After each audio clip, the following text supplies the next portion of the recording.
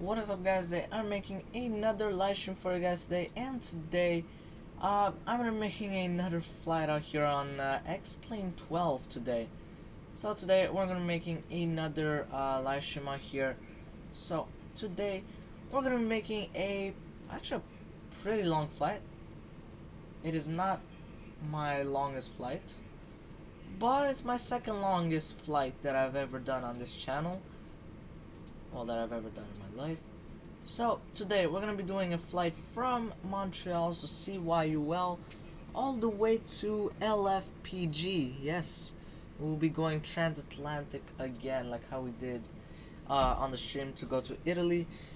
But this one is a tiny bit shorter. Instead of going into Europe, we're going not really into Europe. We're going a bit, but not that much. So today we're gonna be flying basically for like 6.5 hours, so it's gonna be quite long. And so yeah. So before I start the stream, make sure to leave a like and subscribe and enjoy this stream out here. So today we're gonna be flying with Air Canada over here. The call sign is ACA 874. Departure CYUL, arrival is LFPG. Alternate is EBLG, which is Liège International Airport. So today we're gonna be flying at 37,000 feet.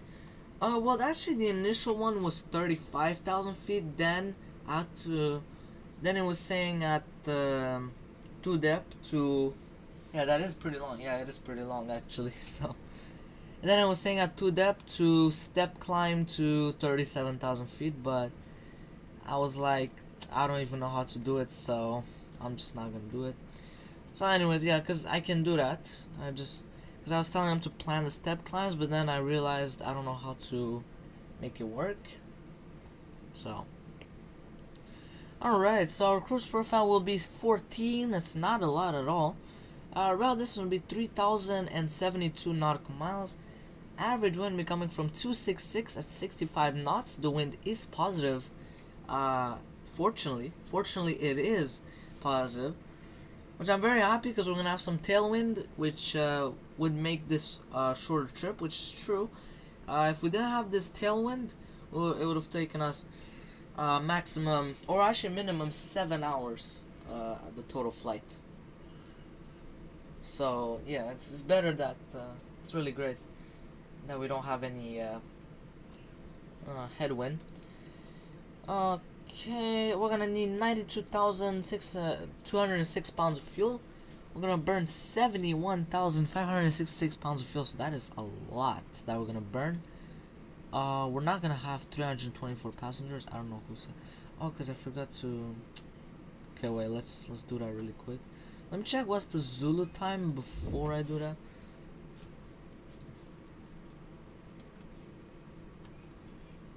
Alright, so the Zulu time right now 9:34. I have to change the time.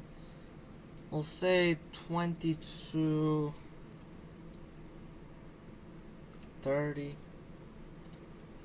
And here we'll say, like, I don't know. How many passengers should I put? Because it can hold like, yeah, let's put 261 and 11,000 pounds of car. No, it's more realistic, like 7,845 pounds of cargo.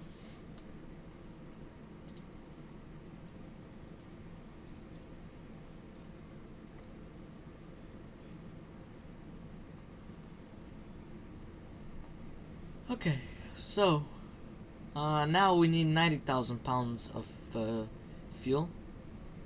The baggage. Okay, we have to do the trick of hold on, let me just do it really quick. So basically I gotta do some simple calculations. Actually, really simple, it's not hard at all. Alright, so we have 7, 8, 4. Now actually we should do like this: 261 times 55, so 14,300. So that would be like if everyone has cargo, minus 7,845. So I should put this amount, I think. Yeah, think that's how much I have to put.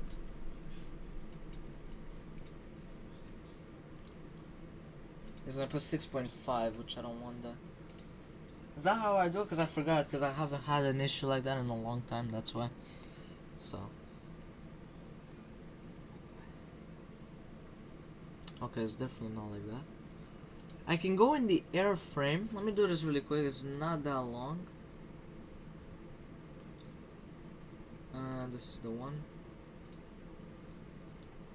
Yeah, here it is. The horrible thing. Let's put it over here. Yeah, sure. It's okay. We'll keep it like that. Yeah, now I'm not gonna have any issues like anytime soon.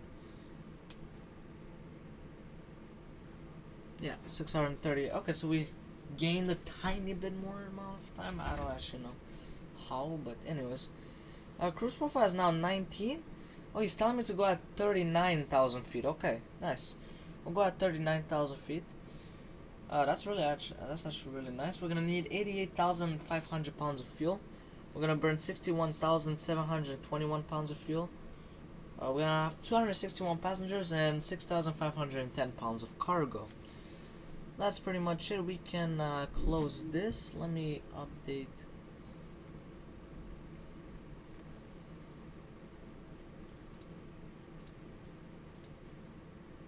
There you go.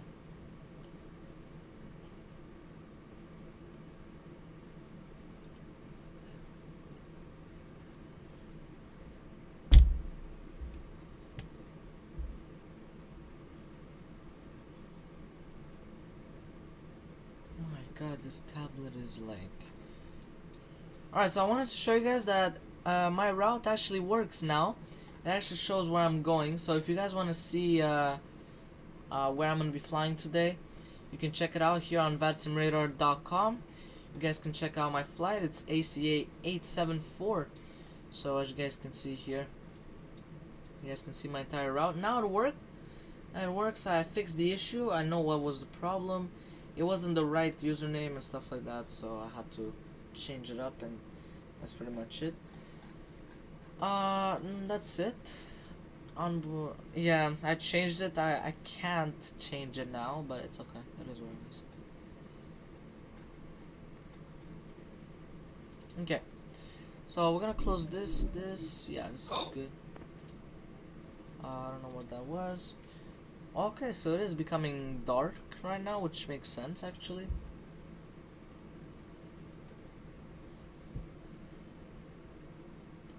And I put realistic weather, realistic time, so nothing is unrealistic over here.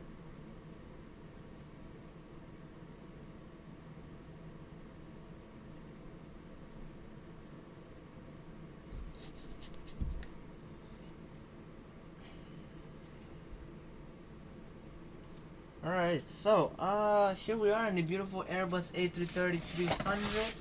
Yes, today we're gonna be flying the A330, which is one of my, actually it's probably like my second favorite plane that I have so far.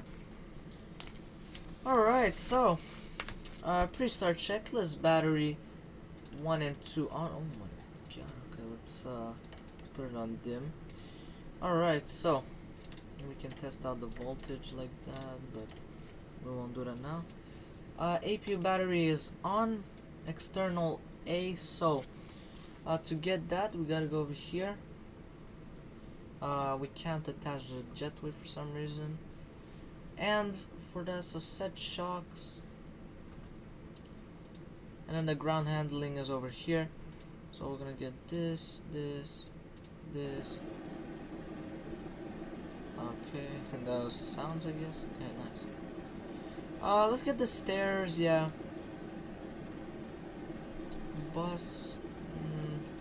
Yeah, since we come with the stairs, yeah, bus. Oh no, it's already connected, okay. So I don't need the stairs. Cones, yeah, people, catering. Yeah, we need everyone right here. I can see the chocks are set, that's really nice. Let's go and open the doors. I don't actually know how you do that. Yeah, that's gonna be interesting. How do we open doors? Since we don't have a tablet. Interesting. Alright, let's put it on the GPU. Bus tie is on. Galley and commercial is on. APU gen is on. Oh wow, just like that we have the displays. Nice. Okay. It's really cool. I don't actually know how to open the doors on this one. I guess we just don't open them.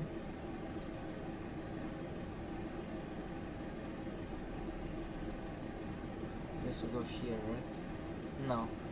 Okay, so it doesn't actually. Alright, that's alright. It's no problem. Okay. Let's get the brightness on. Why is it so okay? Alright, so I know we have like a knob somewhere.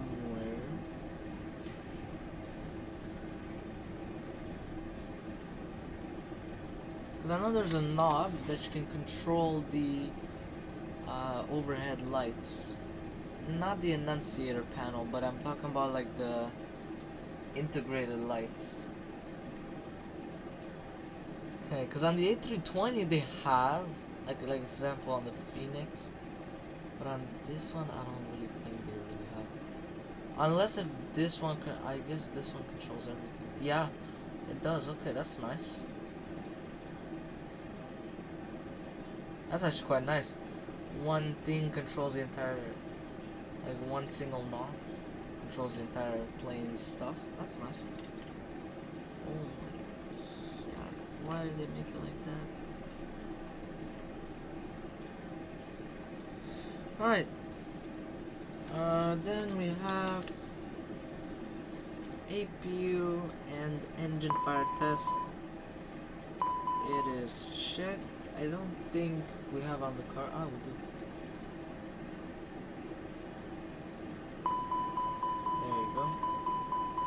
Yeah, it takes a while, it's normal that it does that.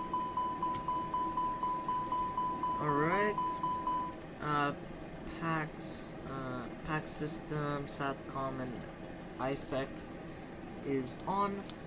PAC 1 and 2 on. Hot air 1 and 2 on. Probe window heat is on. Isolation valve forward, bulk, and hot air is on. Cooling is on normal. Alright. And then ventilation, extract, and cap fans on. Okay, and then emergency exit lights armed.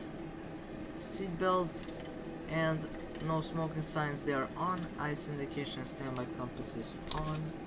So this is how it looks like, basically. Ice indication and standby compass. That's what they look like. Nav and logo switch on 2. Wing lights on. Alright. IRS 1, 3, and 2 on. Nav 1, 3, and 2 on. And then ADR 1, 3, and 2 on. Alright, avionics, I can see they're all working. That's nice. Let's get some lights over here.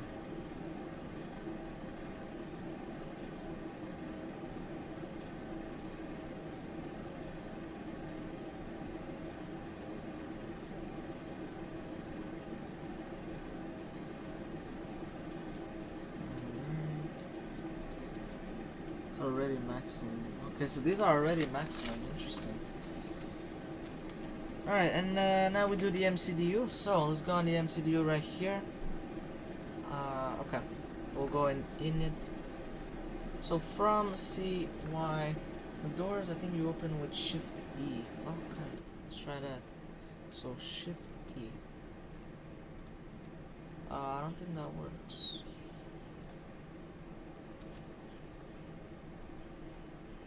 Well, let's check in the settings. Let's like write. Let's do this. Right, yeah. I knew it wasn't down. So we'll write, I don't know, like doors.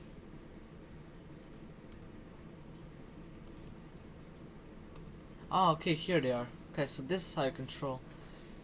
Door number 20. I don't think I'm gonna have 20 doors. That's for sure.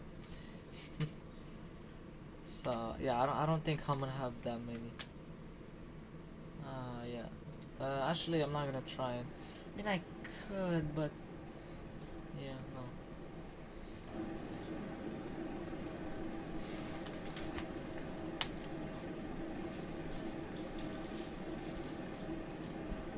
Alright, so we gotta do the navigation weights and speeds.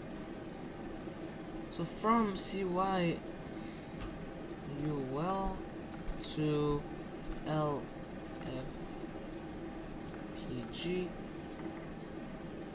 flight number is ACA874. Cruise flight altitude was 39,000 feet when I checked. Alright, let's check it out. Just double check. I'll need this anyways. Yeah, 39,000 feet. Okay, nice. Zero fuel weight. Let's actually insert all like the fuel and all of that. So the payload, it's definitely not 6 pounds. That's for sure. Guaranteed it's not that little. Okay, let's go and check it out. 52.2. Okay.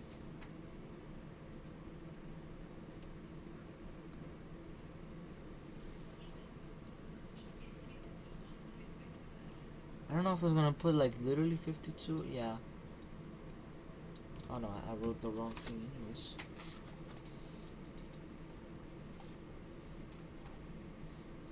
So it's 50.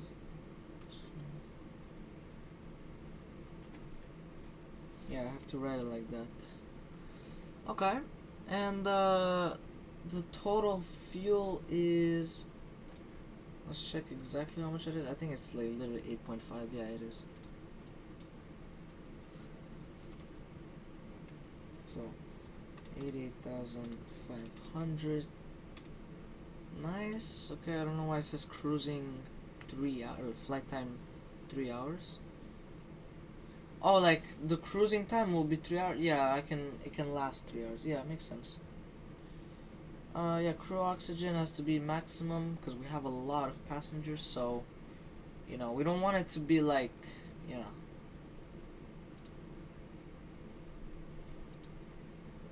No, we're good like that. Yeah.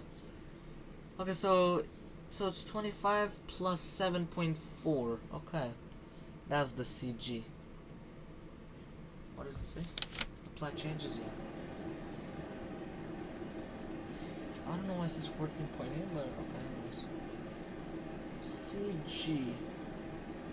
CG, I'm gonna put, so 25 plus 7, basically, that's all I gotta do. Yeah. That's the wrong thing. No, why did I click on that? I meant this one.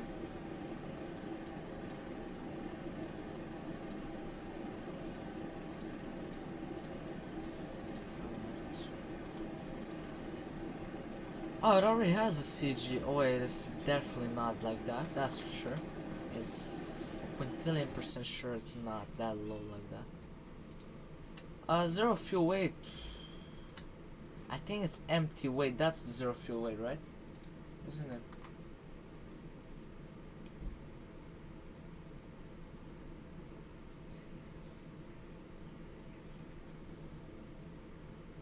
$337. 337.5, that's what it tells me. So we're gonna put that. So 337.5. That's what it says on the flight plan. Block fuel is, oh, we said 88.5. Alright, there you go. So now it's gonna determine if that's good or not. I don't know if it's aligning. That's a good question to know. I think it is. I don't actually know. Alright, departure. So we're gonna be taking off on runway 24 left via CYUL 5 departure. Insert that. Nice. LFPG. So arrival. So the approach will be. Let's check it out. I think wherever's the best actually. I think this one. Yeah, that's the one. Okay, so we're gonna be landing on runway 27 right, which is not a, doesn't have great conditions apparently, but it is what it is. Okay, approach values we're gonna put after we put the star. Yeah, that's how we have to do it. We're gonna be taking BBA 9W arrival via Mob 3Z. Oh, you mean this one? B-Box. Mob 3Z, yeah, that's the one. Yeah, nice. Nice, okay, so you already has that, nice.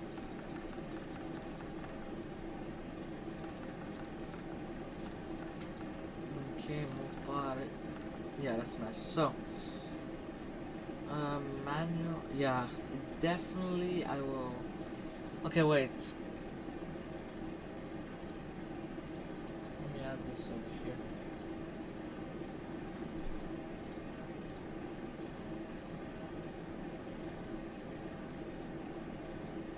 So it should say like oceanic clearance, okay.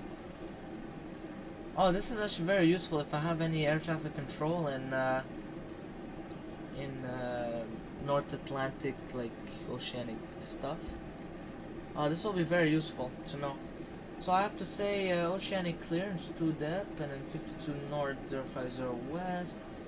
I have to say track T, flight level 390.79, so that's the Mach, which means like I think 200 something. I think 280 knots, I don't actually know. Something like that. But I gotta know the route, okay.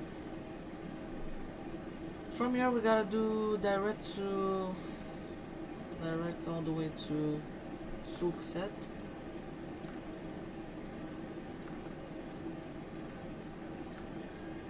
Oh my god, this keyboard is like so bad. Yeah, there you go. LIM, no idea what that is. But okay,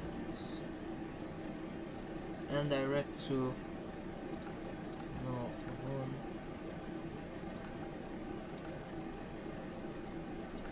Where is Sukhset? Yeah, there it is.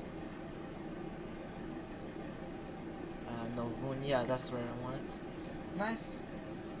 And then Ezran. It's a lot of direct in this area.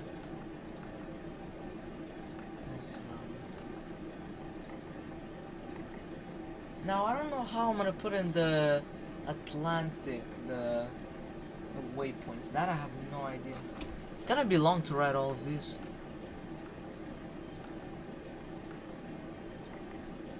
I should have like made a company route. I don't know if, yeah. Okay, the speed doesn't really make sense, but it is what it is. I don't really care. Alright, so we go in this one, we say airways, we say via Q951 all the way to Antov. I thought it was Antonov, but it's not. Perfect insert, that's all we got. Because after that is gonna be direct to Mills. We gotta put like that and say. Oh, wait.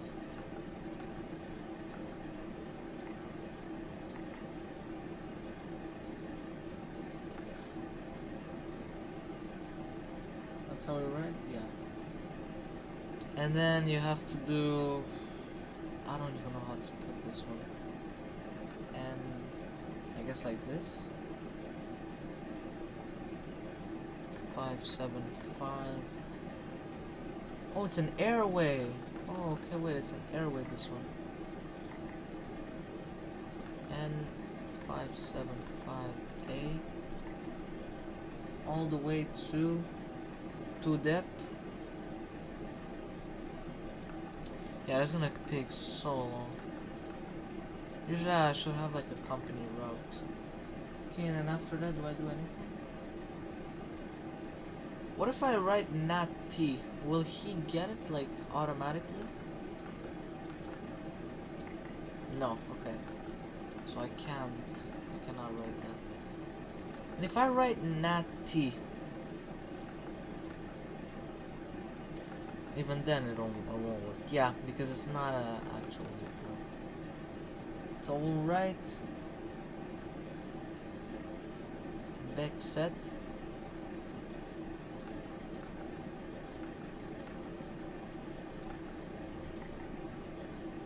Okay, we'll insert like later. Enoku. It's so different, the keyboard layout for some reason. Enoku G T G. Oh wait. Where are the waypoints like in between? Hold on. Okay, insert, but then I'll clear Enoku and backset. I should. So I should take them from here. To depth, yeah. Insert. Yeah, because I'm not really good at this. I never did this, so that's why. So how should I name this one? Literally like that, okay. So 52 N050 West. Okay, oh, he actually has it. Okay, nice. I don't think that's good. 1,800 nautical miles. 189 nautical miles. Wait, let's see. Let's just see what he did by now. Yeah, I knew it. I knew he was gonna take me somewhere else. For some reason he doesn't, like, I don't know it.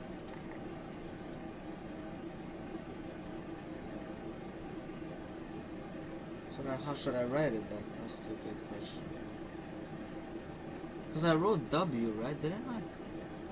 52 and yeah, 52 north and then 050 west. That's how I wrote it. Yeah, no, it's not correct.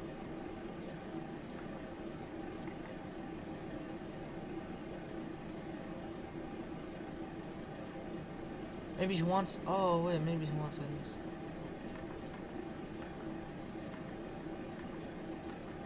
Oh, probably that's what he, no, that's even worse. 3,000 nautical miles. Yeah, no, I can't do that.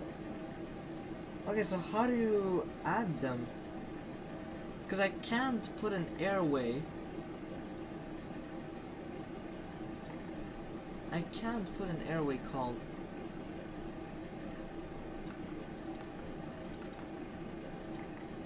Yeah, it doesn't work like that. It doesn't work like that. It's not like that smart, I guess. So he doesn't actually write the names of them.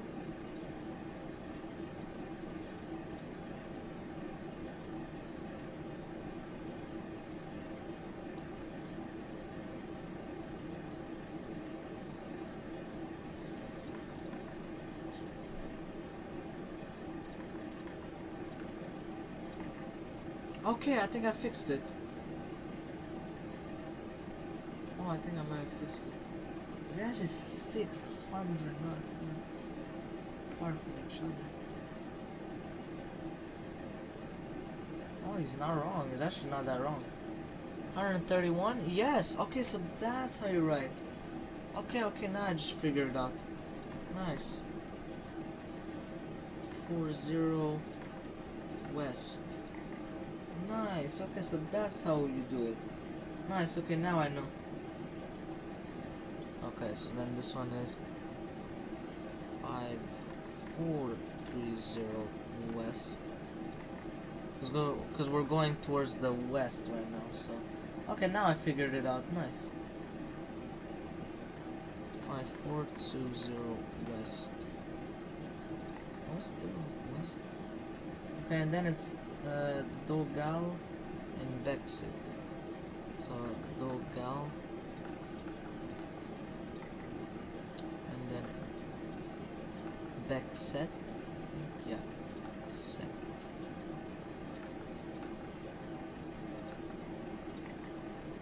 insert all of those. I'm gonna go back in the OFP. I wasted a bit of time because I didn't know actually how to do that, but it's okay now, I know. Because I was like, wait a minute, like above the ocean you don't have any like waypoints with names, you know?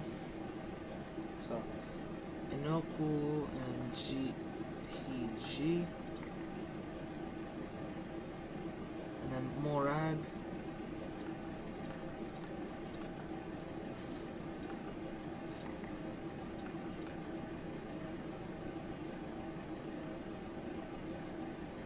Nuchu,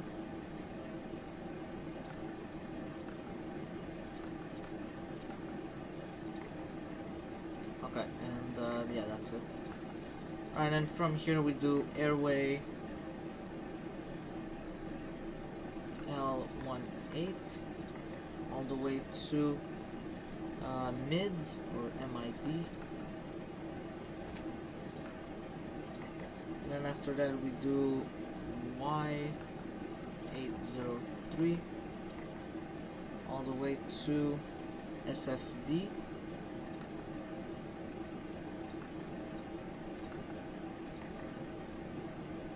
and we do UM605 up until B-box, and then after that our arrival starts. So that's nice. Insert, and there you go. So let's see. Oh wow, it actually emerges with the arrival. That's amazing. I'm actually so surprised, because on the Phoenix it would never do that ever in his life. Why would he, you know? So wow, it works like that, like very fast like that. Wow, amazing. Okay, manual will remove that.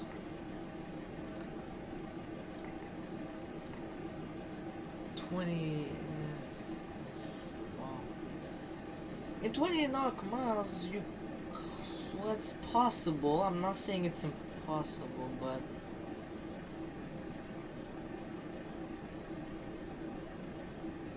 yeah, I could leave it like that. It's not that bad. It's gonna climb pretty steep, but it feels smooth in a way. Honestly, it feels quite smooth.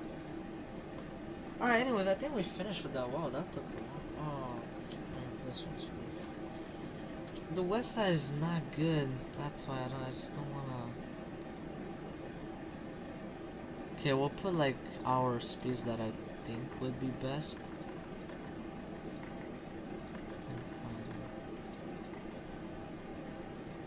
Flaps 1/ up 0. No, up by 5.2. Let's say it like that. Flex to 10.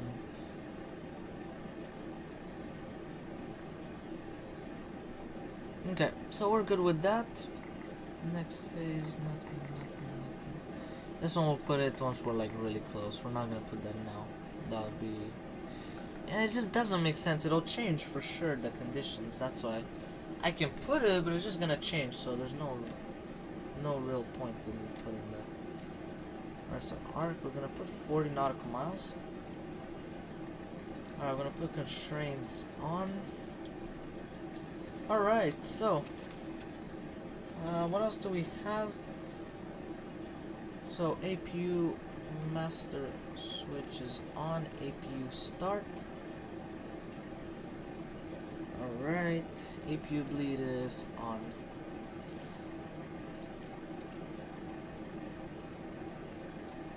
Okay, and then flight control left and right is on. Fuel pumps, all of them on. Hydraulics, all of them on. They're gonna all close down by themselves, which is nice. I love that. Has the APU started? No, not yet. I mean, it doesn't say avail, so that's why.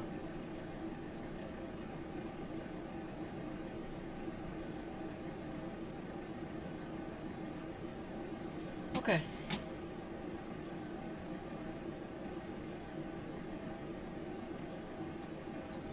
What is up, King of the World? What is up? What is up here on the stream? Right now, I am starting up the APU. Veil, nice. That's good. So now we're on the APU. I think we're good with this. Okay. So I'm gonna put it like that. Because we're on the GPU, that's all. Alright, let's disconnect the GPU. Chocks, we keep them on. Technically, yeah, this is gone. Fuel truck out. This out. Cones, yeah, these two also off.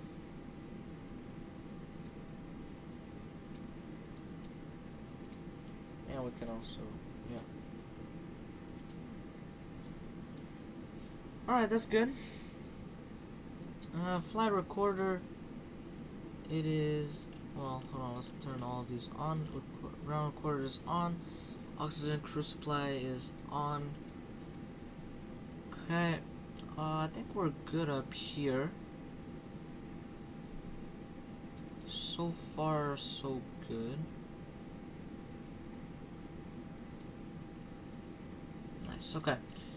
Hydraulics, fuel pumps, everything is on. Hydraulic pumps. Alright, so everything is on, so this is the A330.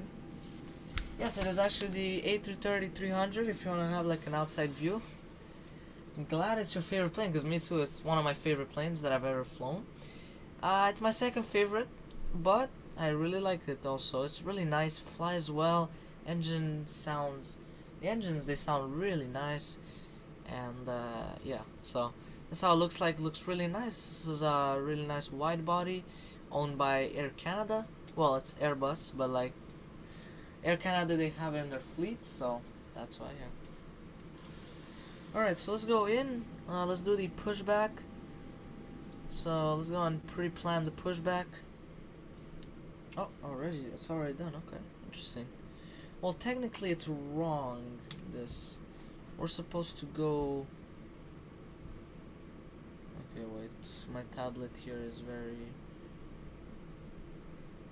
Alright, let's go on this one.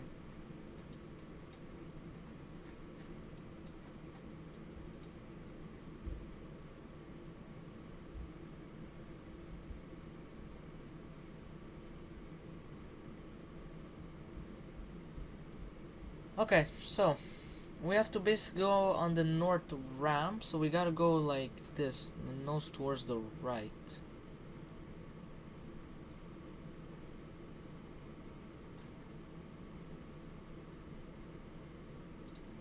Alright, there you go. Run to cockpit, plan the knowledge, call me through the menu when you are ready. Alright. Yeah, so this is the A330. I'm very happy I'm actually gonna be flying this one. It's gonna be quite nice. Alright. So let's also set up the altitude. We're gonna go and set up, yeah, don't forget to disconnect the jetway. I don't know why, but I can't disconnect it. I just can't. I don't know why. But yeah, I didn't forget it. It's just that I can't remove it.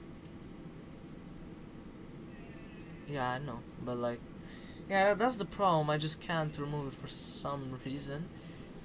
I just don't know why. Cause this is like the only way I can do it, like from here. Usually it would let me. Yeah, it's weird. I don't know why it doesn't let me. So, yeah. Yeah, cause realistically it's quite illegal to do that. So, I think I would transfer it myself.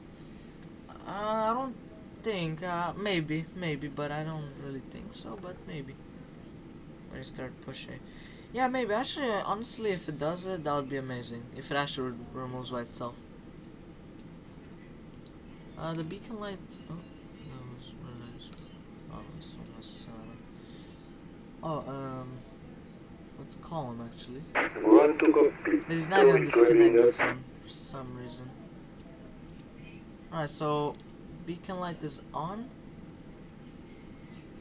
Wow, it's like a strong beacon.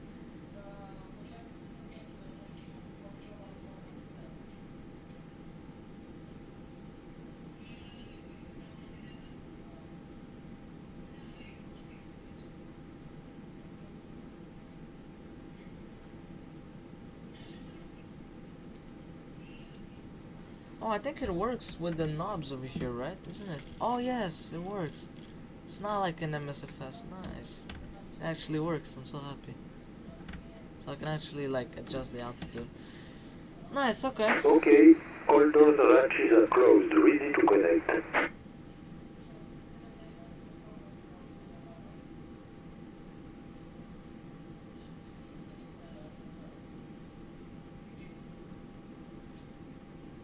Wow, it actually works the TCAS. I'm so happy.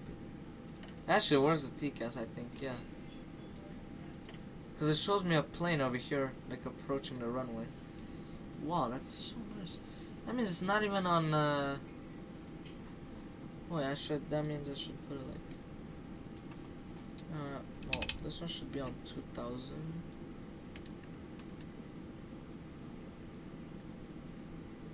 Yeah, there you go. Standby. This should be. No connected and by the pin inserted. Release parking brake. Okay, that's off. Alright, so once I remove. Well, actually, let's do the announcement.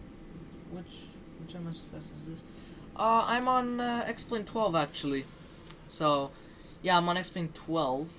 I guess the graphics is so good that it's like MSFS. I don't know, but yeah, I'm on X-Plane 12. I did a stream yesterday on MSFS with the A320, or the Phoenix A320, on MSFS 2020. So if you're really wondering what I did, so.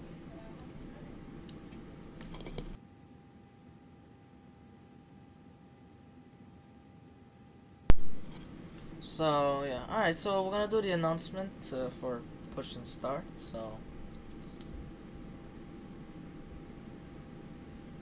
We'll do it. So, Montreal, Pierre Trudeau International Airport, Air Canada 874, pushing start at gate 51.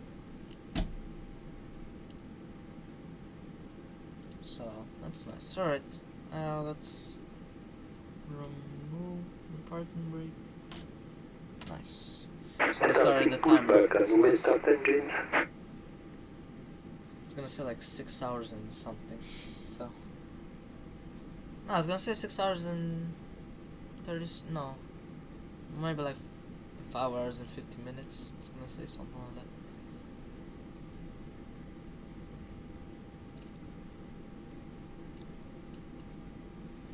that. Alright, so let's get an outside view really quick.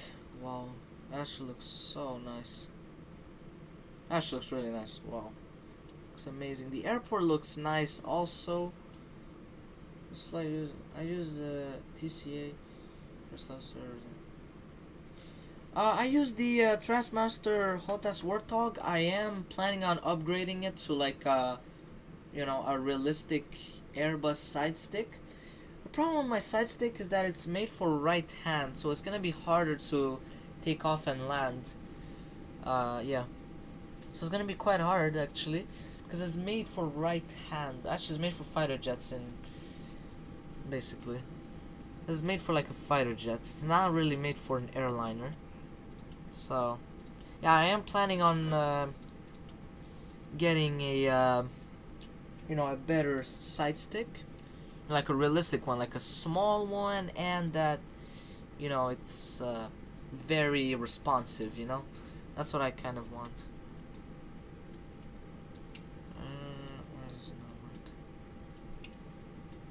There you go. Yeah, the TCA Airbus, that one is really good. So I said the only problem, well, not really a problem, but for me personally, is that it comes with the like unnecessary buttons, let's say, in a way, because I already have those buttons. Like, for example, that small throttle and all kinds of buttons on it. So I use a realistic one. I play left hand. Yeah, left hand basically. Yeah, it makes sense. If you're captain, of course. If you're first officer. Yeah. Okay. Operation complete. Yeah. Set parking brake.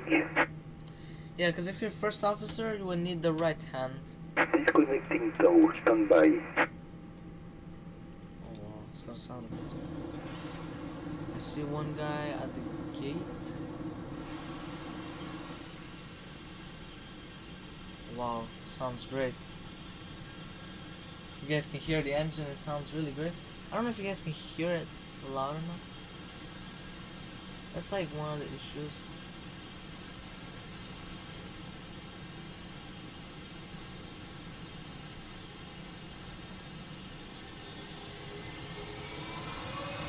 Oh, sounds great. Sounds absolutely fantastic. Like there's nothing to say, it just sounds amazing, you know? I mean, in my opinion, of course, but really just sounds great, you know? This is, by the way, I'm using the default laminar research plate, which is like, We'll see you next time and have a set plate. which is basically like the Asobo planes, like where, like when you get the game, you get the Asobo planes. It's the exact same thing. They made it so well. Laminar research, which is the default plane, it works absolutely fantastic. You know, it works really well. There's nothing to really say about it. It just works amazingly. The sounds are spot on. Because I've been in this plane like several times, and it's just spot on, the sounds of the engines and everything. Yeah, it's spot on. There's like really nothing to say about it. Maybe in MSFS it's more realistic, that I don't know, because I didn't actually get it. I didn't actually buy it, which I should from indie builds, because apparently it's nice. So yeah. Okay, so Montreal traffic Canada 522 right downwind to 4 right, 5000 for 3. ILS estimating 5 alright, minutes. let's put this on Switching to normal. seat up. Alright, I'm gonna put this on normal. Gen 1 and 2 is on the bus. Engine bleed, so we're gonna have to remove the APU bleed, is off. And then APU master switch is off. Alright, let's put this on bat 1. I mean, that's how I want it, I guess. Alright, before taxi checklist, runway turn off lights on, taxi lights on, taxi. Altitude is set, 39,000 feet. Altimeter, so let's check it out over here. It's 2995. Alright, inch, yeah, 2995.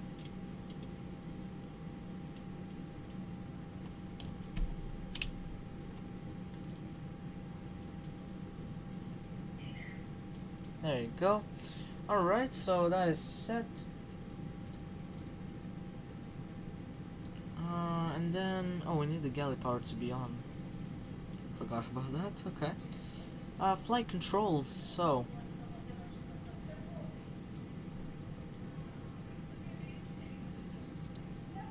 Okay, so this doesn't actually work, alright. Wait, can we? No, okay. It's alright, it is what it is, I'll just look at it from here. So, left aileron, right aileron, down elevator, up. I just subscribed. Thank you very much. I appreciate the sub. Appreciate it a lot. Alright. I do appreciate it.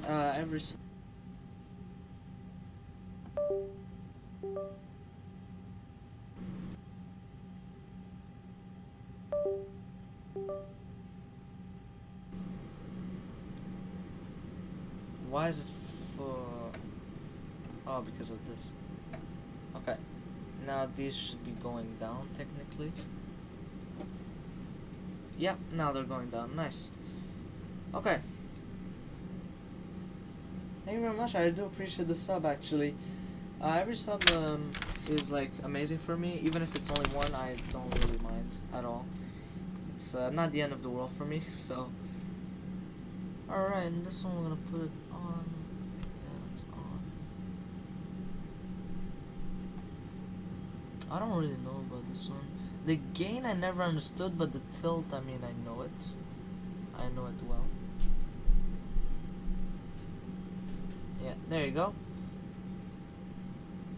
We're gonna have to go right because we have to go on the north ramp. We don't want to hit other planes, especially on a plane this wide like mine. Yeah, I need to go on the north ramp. And I think we're good, so we're gonna turn this off. And yeah, we're good. So now we can manual gain. Okay, now it works. 1 plus 5. What if we want to put like a lot more than 1 plus 5? You know.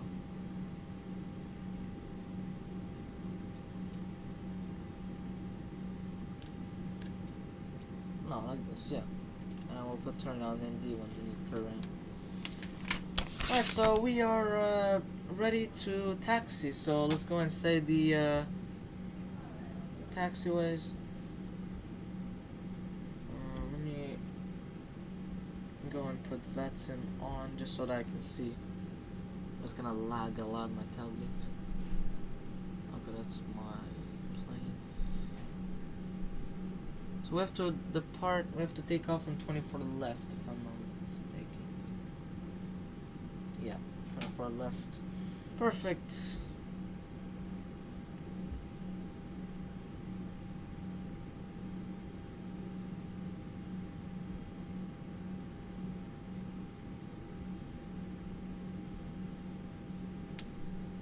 And it's A5, yeah, okay.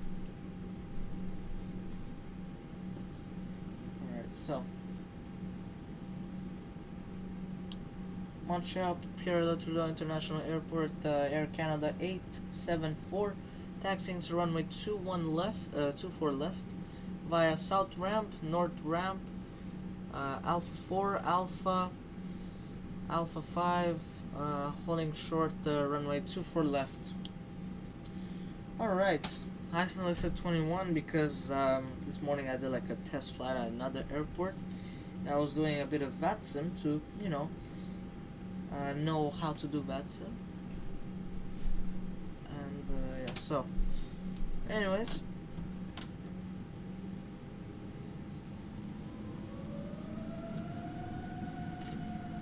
wow, sounds are just, they're absolutely spot on. Like, if you go to the same plane in real life, let's say you go one day and you say, yeah, I'm gonna, I don't know why it's in kilograms in the first place, but that's okay. We'll do the conversion later when we'll do like fuel checks.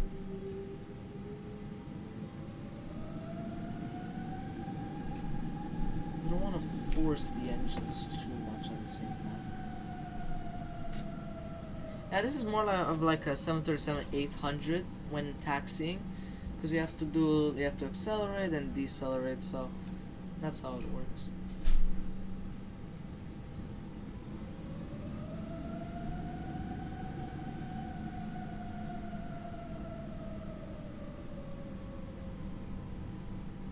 Alright, so here we have to turn right. I don't always go to this airport, so yeah. Alright, so here we just turn right.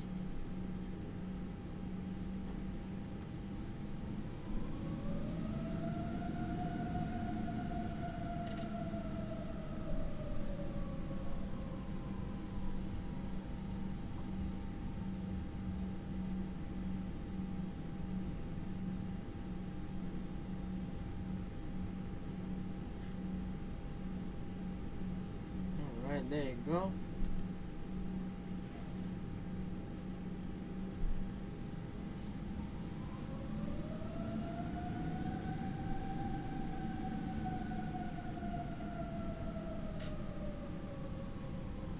Wow, it looks so nice, this airport. The aero-K is really well built. Like in the game, of course. It's really well made. So here we'll just go straight.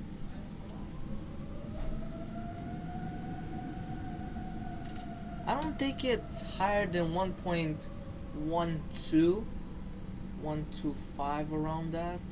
Yeah. Which time you have in your country? Me in Swiss is 23:27. Well, here is basically just the. I guess it's. I think the local time of here. I think I have the local time, which I don't actually know. What's the local time here? Well, it's actually 6:26 p.m. Yeah, 6:26 p.m. So, which is around Central Time, I guess you could say.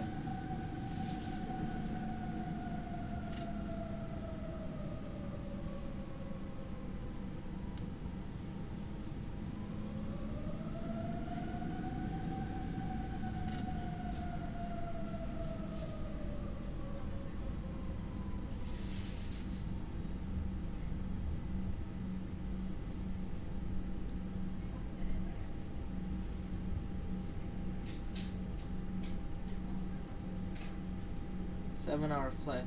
Yeah, it will be a very long flight.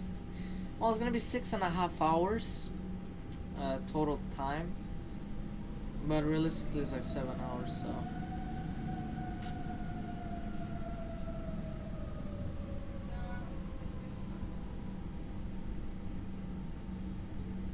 I have to go. All right. Thanks for joining the stream. I appreciate it, and also thank you for the sub. I appreciate that also. So you're good, no problem, and yeah.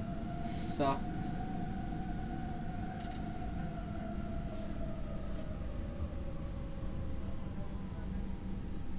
alright, so we're gonna turn left over here.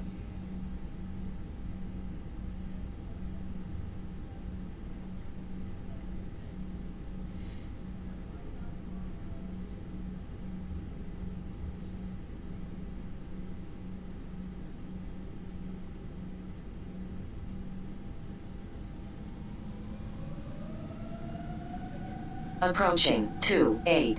It's not even. It doesn't even exist, this runway anymore in Montreal. It doesn't even exist. They removed it.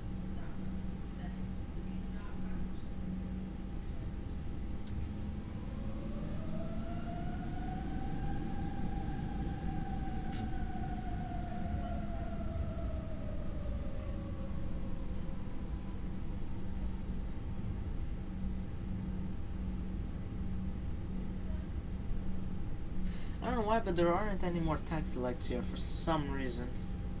Like, the developer of this airport, he just gave up when making them, I guess. I don't know. So I'm gonna be landing at like midnight local time.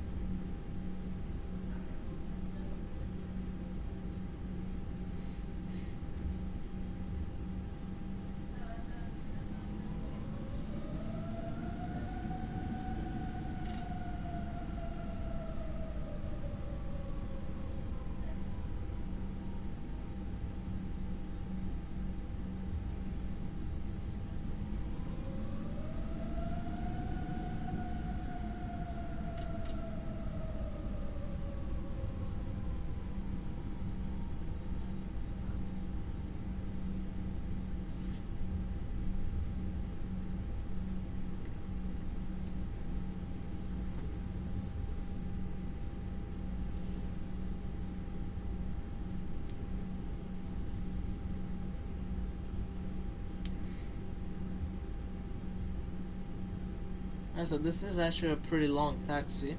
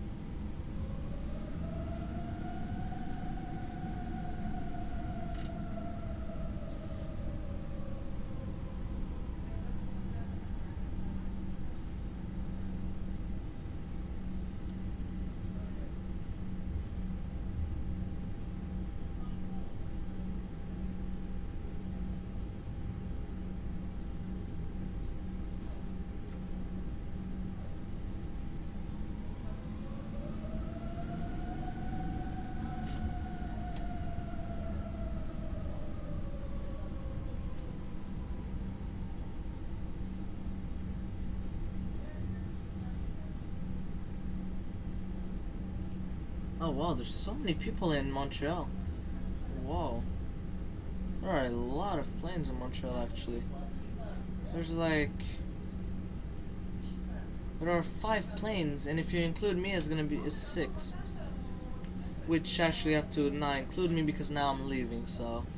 Technically it's 5 planes at the airport. Wow, it's a lot of planes. It's a lot of planes out here. Alright, so we're gonna be turning right. I don't see the taxi. Ah, here it is. Alright.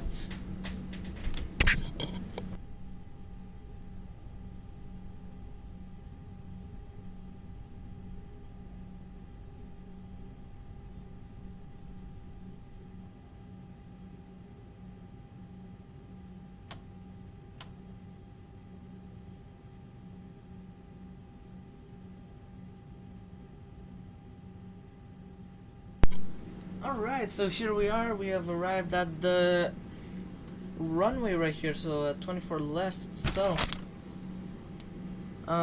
flaps is gonna be flaps 1. So let's see how flaps 1 looks like. Alright, flaps 1 is set and indicated. Alright, trim, I was saying 5.2 up.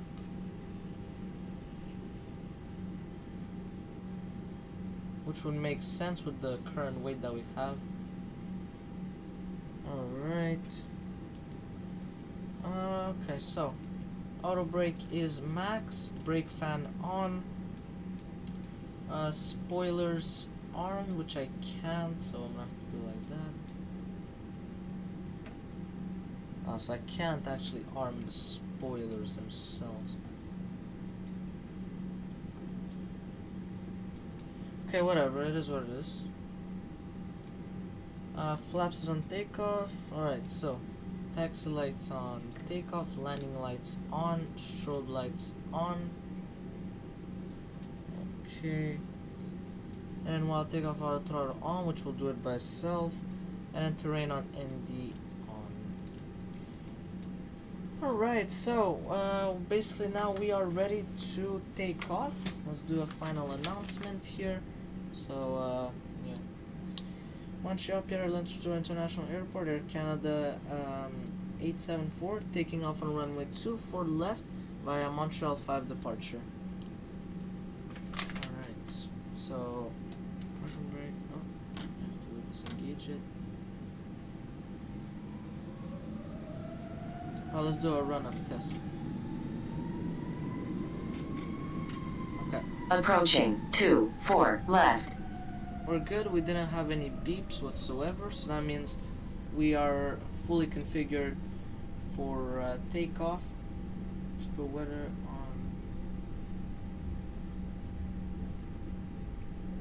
On runway 24 left. first officer. Well, I'll put weather on both. Honestly, I mean, I want to have it on mine as well. Let me put the nose a bit down. So accelerate until 1.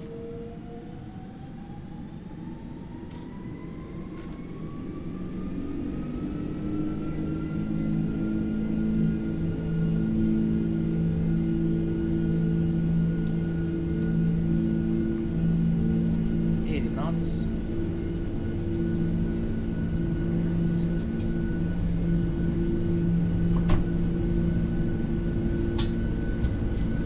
V1, rotate. Alright. Go. Okay. Positive rate. Well, actually, maybe not positive rate. Yeah, positive rate, gear up. Flaps up, lower thrust to line, which is this is first climb. Yeah, hold on. We'll put it in autopilot. We'll put it S in digit like how they're saying. Yeah, it's on climb now. Should be good. Yeah, That's good. Nice. Okay, so I will put the terrain on ND off. Actually, this is quite flat out here. Well, except the Montreal, but apart from that, that's it.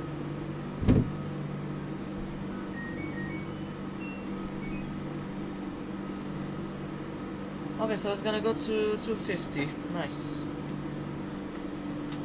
Alright, so this is like the first step of our trip to France. Yeah, so we will be going to France right now. It's gonna be quite nice.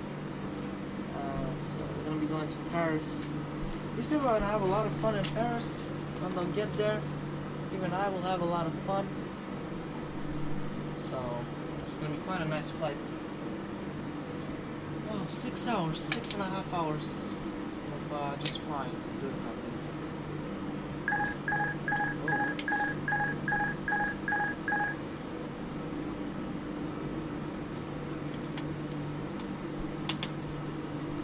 Okay, one of my buttons is doing that. Okay, the one's for sterile cockpit.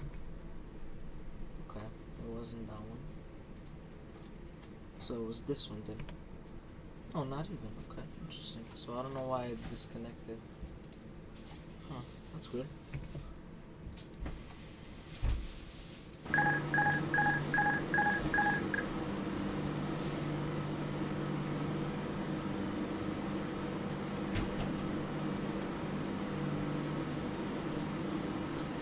Should be turning right, but okay. I guess he's not. Oh yeah, now he is, okay. Nice, that's good.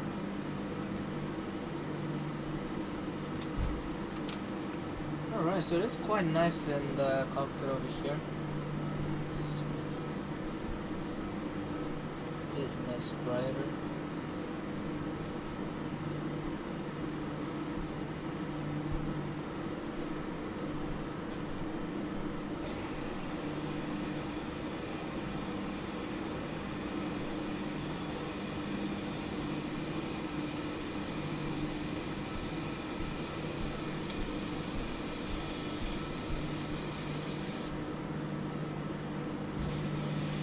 Nice. That's actually nice.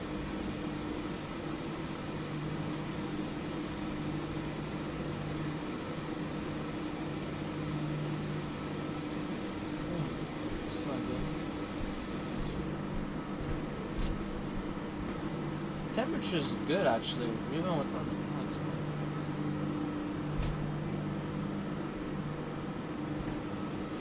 But it's quite unrealistic. It let me take off without the packs. Is quite unrealistic.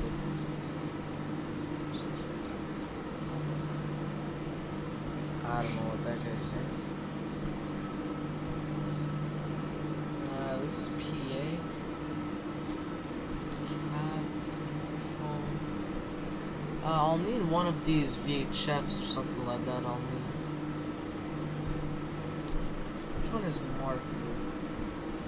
Ah, this one.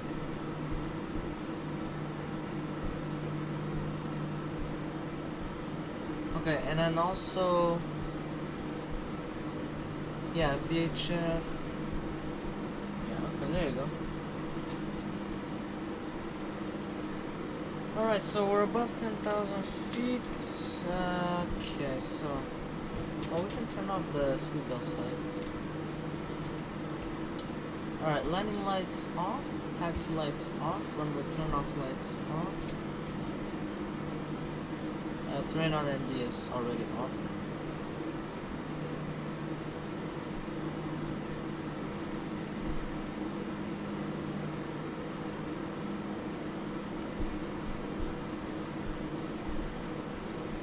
Okay, so there you go. This is how it looks like right here.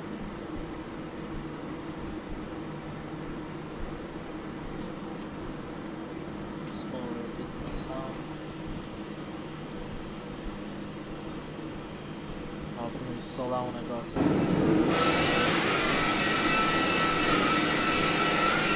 Wow.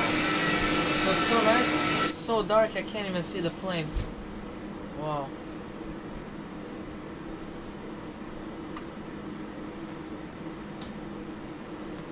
Alright, so right now we're going towards Sukhset. This is quite nice actually, doing absolutely nothing. Brake fan, I think he turned it on by himself, he's that smart. Hey, he's actually really smart this one. Let's not make him do that, that would be a very bad idea.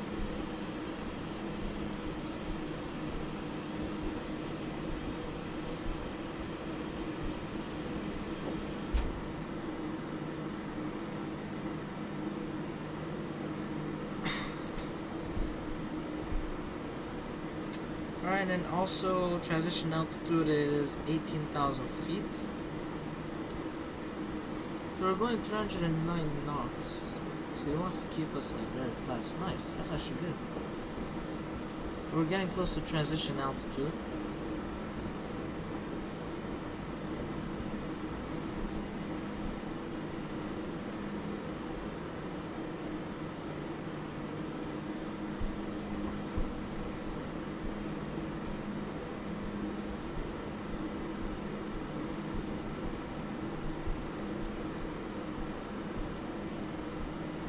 Alright, we'll put it on standard.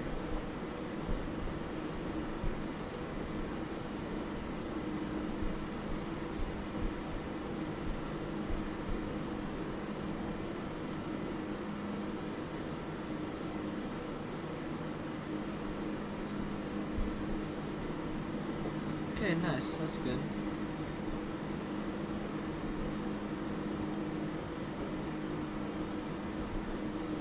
I don't know why the gain is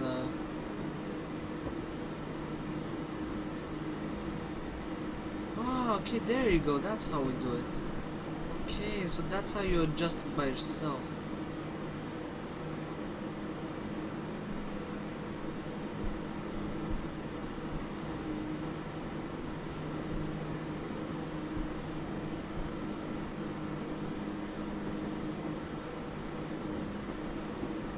Okay, so that's how you... Oh, and then also you have to put terrain on ND. Well, terrain it means mountains, technically. Because that means there isn't any weather at all. That's what it means. Nice.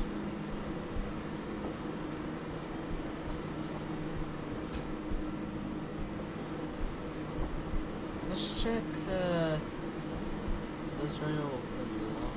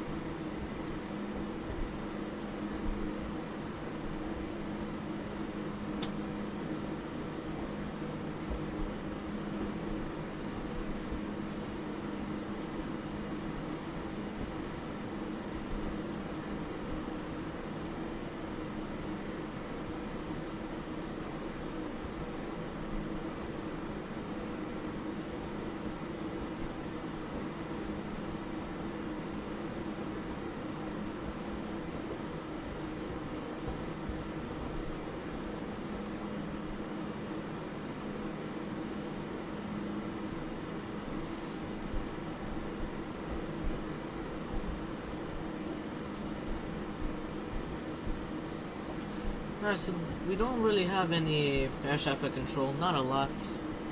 We do have a bit in London, but that's pretty much all that there is.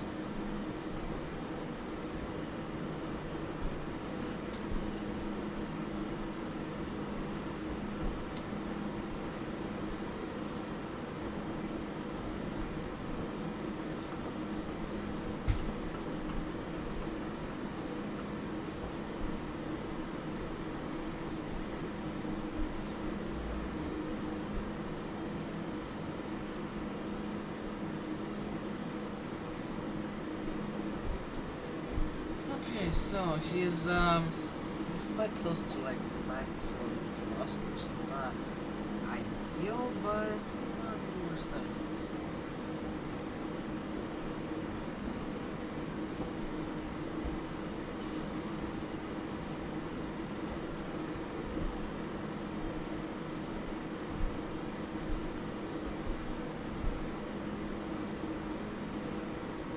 So we're actually gonna go a bit into Maine, so a bit into the US, and then we'll get out of the US shortly after, like I think.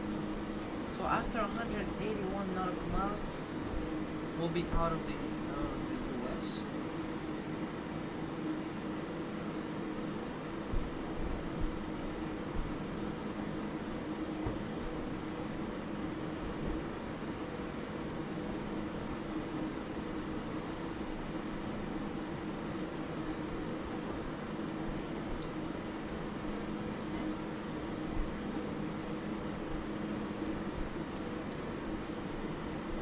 It actually feels quite nice to, you know, take off the plane. It feels quite, let's say, hard to take off. It's not like quite easy. I mean, I guess it's realistic. I don't actually know. Oh my god, there are so many planes. They're like taking off and landing. Wow. Because they want to do like overnight flights, that's why.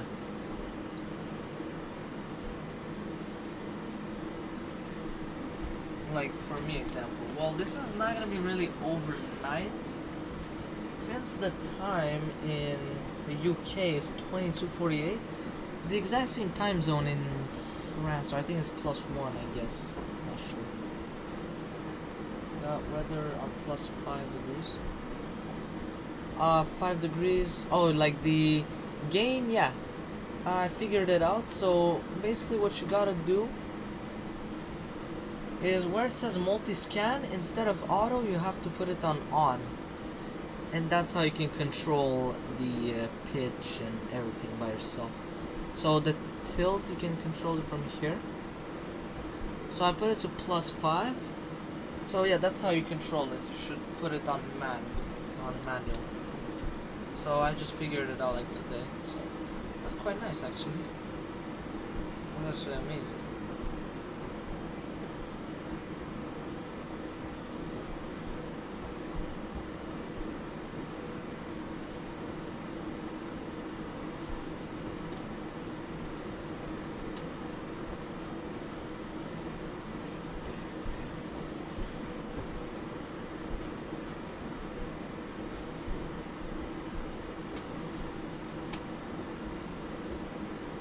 So at Antov, so from Antov, that's where it's gonna start, like the state of Maine, and we're gonna be in the US up until, in reality it's up until Ima, or at 56 ME, which is like a really small airport. That's where it ends, and we're gonna be in New Brunswick. So at Millis, or Mills, at Mills we're gonna be like in Canada basically, and then we're gonna go directly across the Gulf of the St. Lawrence River, and we're gonna go all the way to Tudep, where we have to do a fuel check over there, because if we're not good in fuel terms, if we're not good at all in fuel, we're gonna just do an emergency landing in Gander, and that's pretty much all. So we'll just land in Gander or St. John's, one or the other. Probably Gander is our best bet.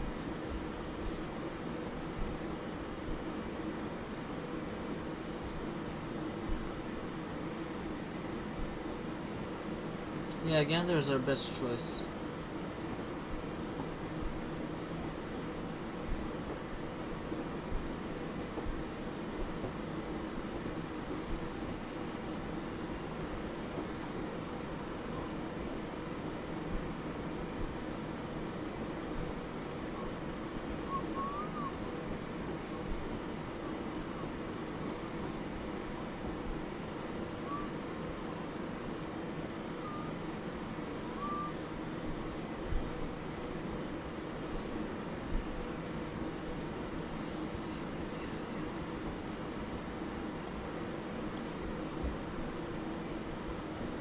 Yeah, so you guys can see my flight on vatsimradar.com, like how I said at the start of the stream. You guys can check it out. You guys can see my entire route. And yeah, so it's really nice. So you guys can see the entire route. I think it even shows you altitudes at some point. Not always, but it sometimes shows you. Alright, so the passengers are having a great time right here. Having a great time.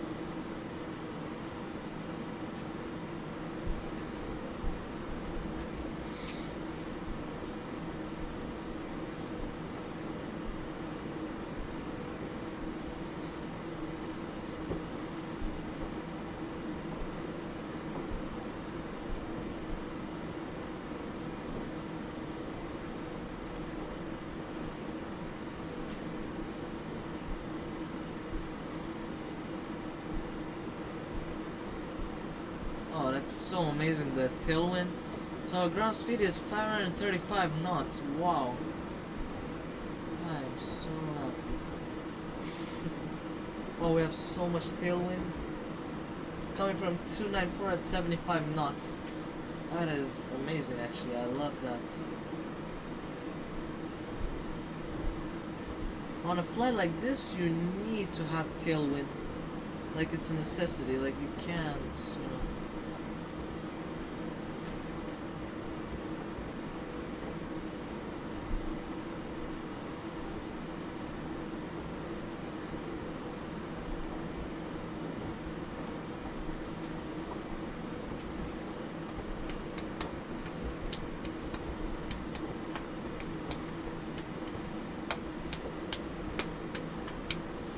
Yeah, it's the jet stream. Yeah, it is. Because I took track T because that's where it was the most amount of like the jet stream. So we're gonna benefit a lot from it.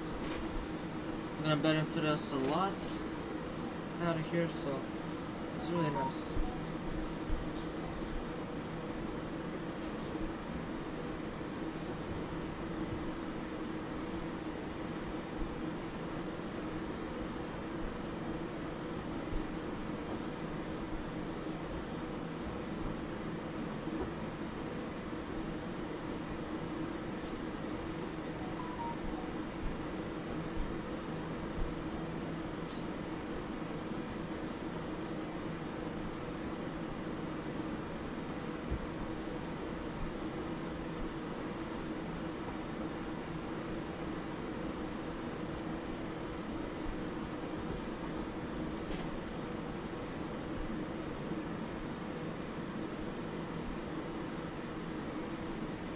So I can see he overshot it a bit.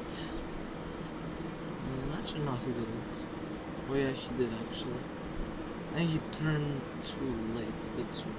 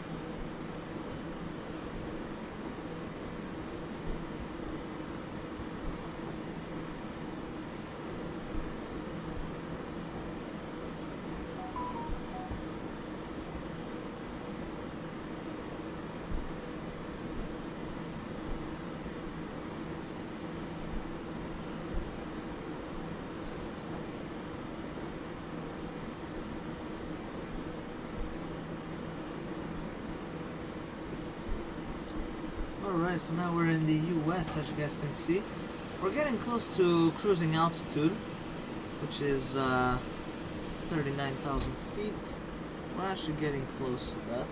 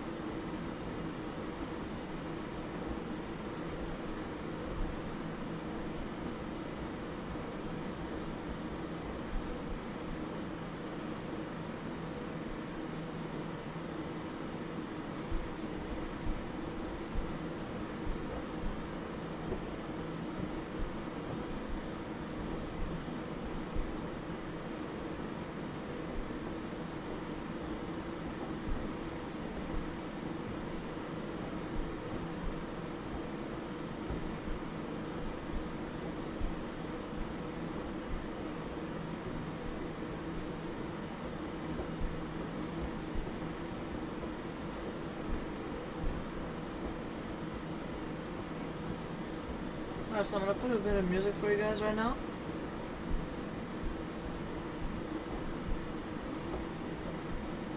But we're getting close to cruising, and I'll see you once we'll be at cruising altitude.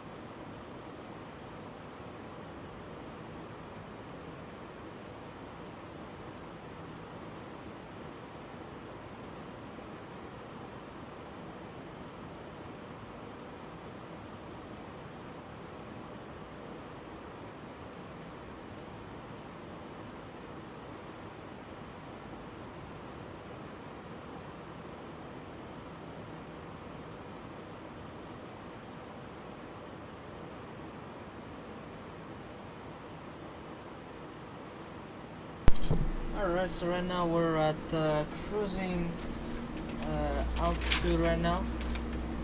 He's close to stalling. That's not good. I wouldn't put him like that. I would put him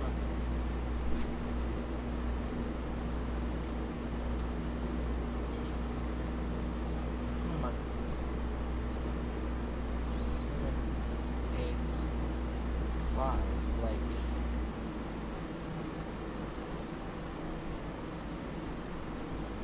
I'll put him at 260. I want to put him close to stalling. Not 242, what do you mean?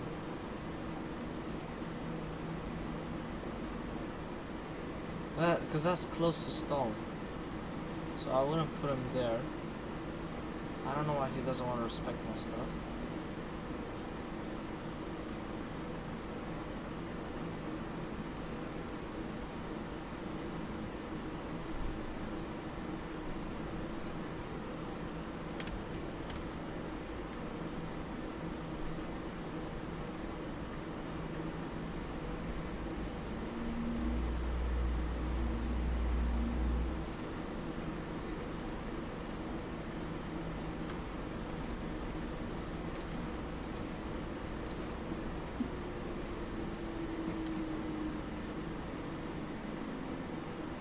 Yeah, there you go, that's better. So 0.83, I guess, that's how much I should put. 0.830. Well, I guess this speed is good.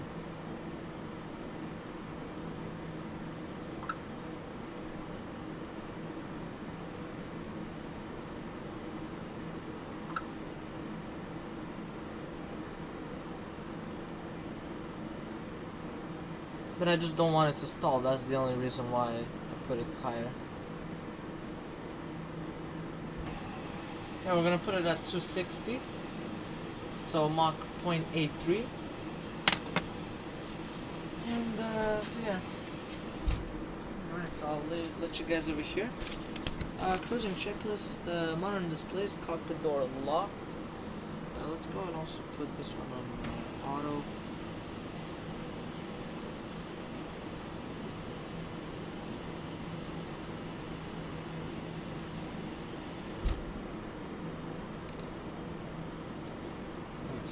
Okay, and then adjust cabin temperature.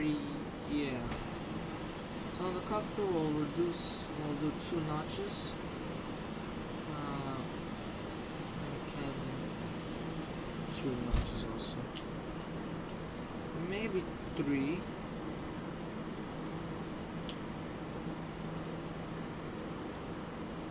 Yeah, maybe 3 notches. So we have 3.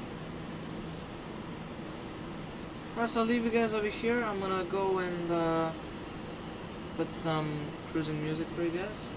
That's pretty much it.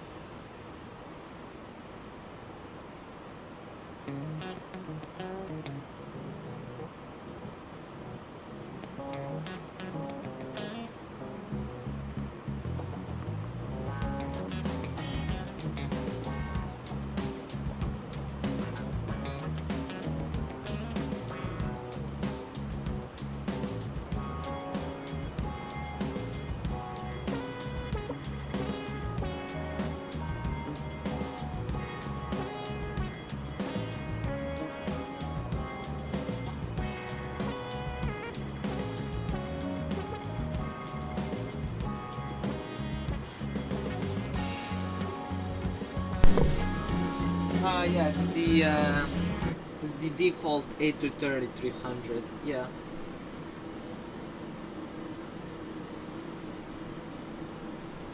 Yeah, I mean, yeah, cause the default A330-300, it flies really well, honestly.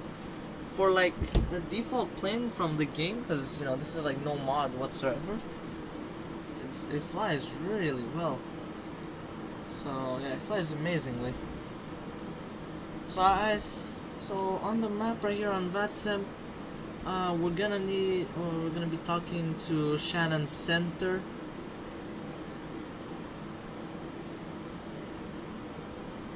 So yeah, we're gonna be talking to Shannon Center over here. And yeah, so we're actually getting close to 2 depth.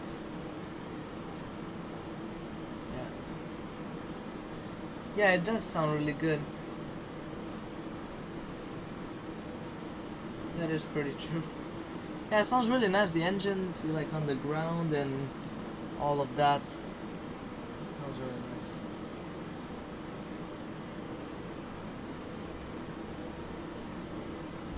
Yeah, so we're gonna have a bit of air traffic control in Shannon Center. We're gonna have Shannon Center and then that's it. Well, as of right now, but probably like in 3 hours we'll get there. So yeah, I'm on VATSIM right now.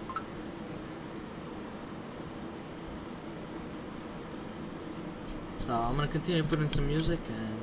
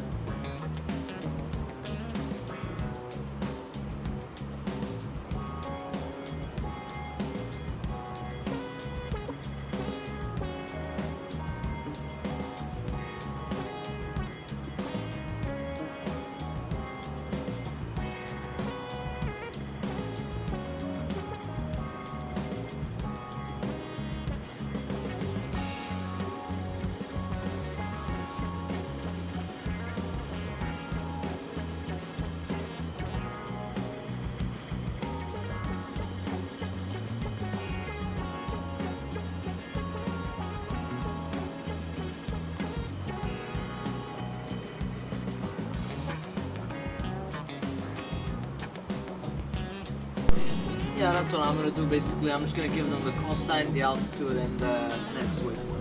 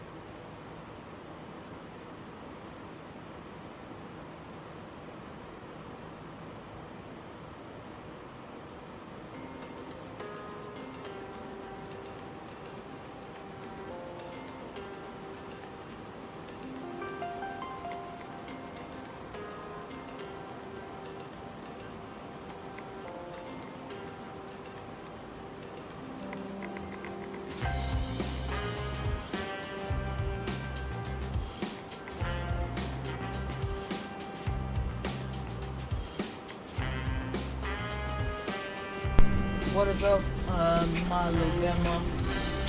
What is up? What's up here on the stream?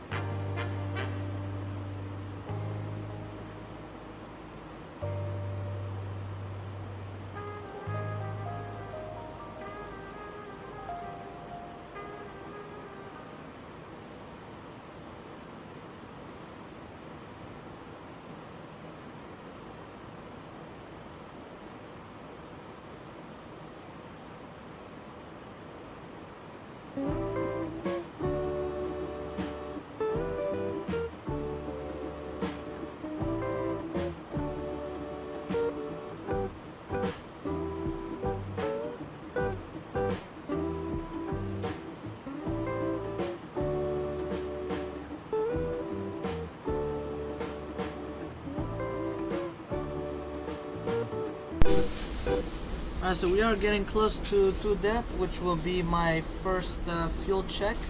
I just want to see if we're like good. So if we're good to continue to France all the way to Paris. If not, we'll just divert to Gander and that's it. So yeah, that's what I'll do basically.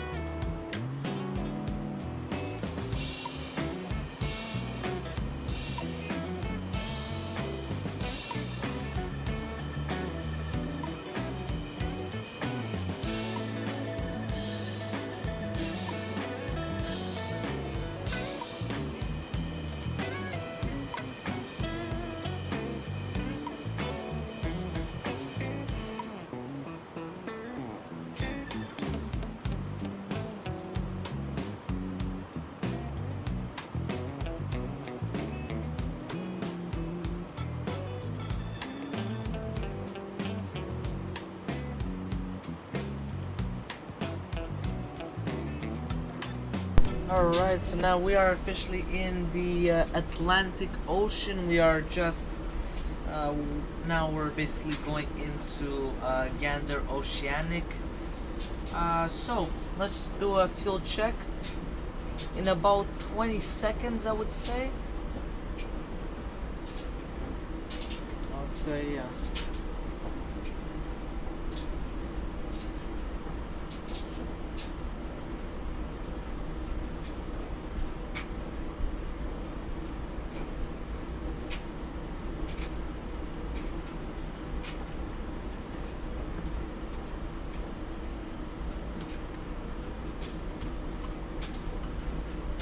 Alright, I'll go to Mach 0.850 if that's possible. I would love if that's possible. Alright, so let's do the fuel check. So, us, we have 28.2 28.28 tons. Yeah, 28.3. So we have 28.3. This is 61.2 pounds. So let's do the conversion. So 28.3 kilograms. 62.39. Okay, and he was saying 61.2. Oh yeah, we're absolutely perfect. We're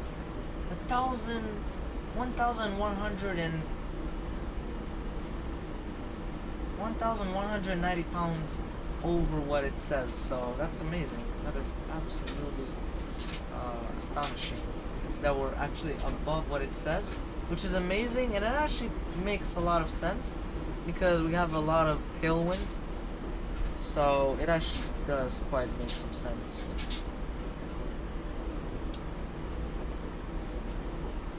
Yeah, right now we are in the Atlantic Ocean, so we will be staying here for quite a while out here, so it's going to be quite interesting and also quite boring at the same time. But you know, if we were not good with fuel, we would have, you know, diverted to Gander. So that means we're like spot on, we're good, so we don't really need to worry at all for speed. I mean for fuel.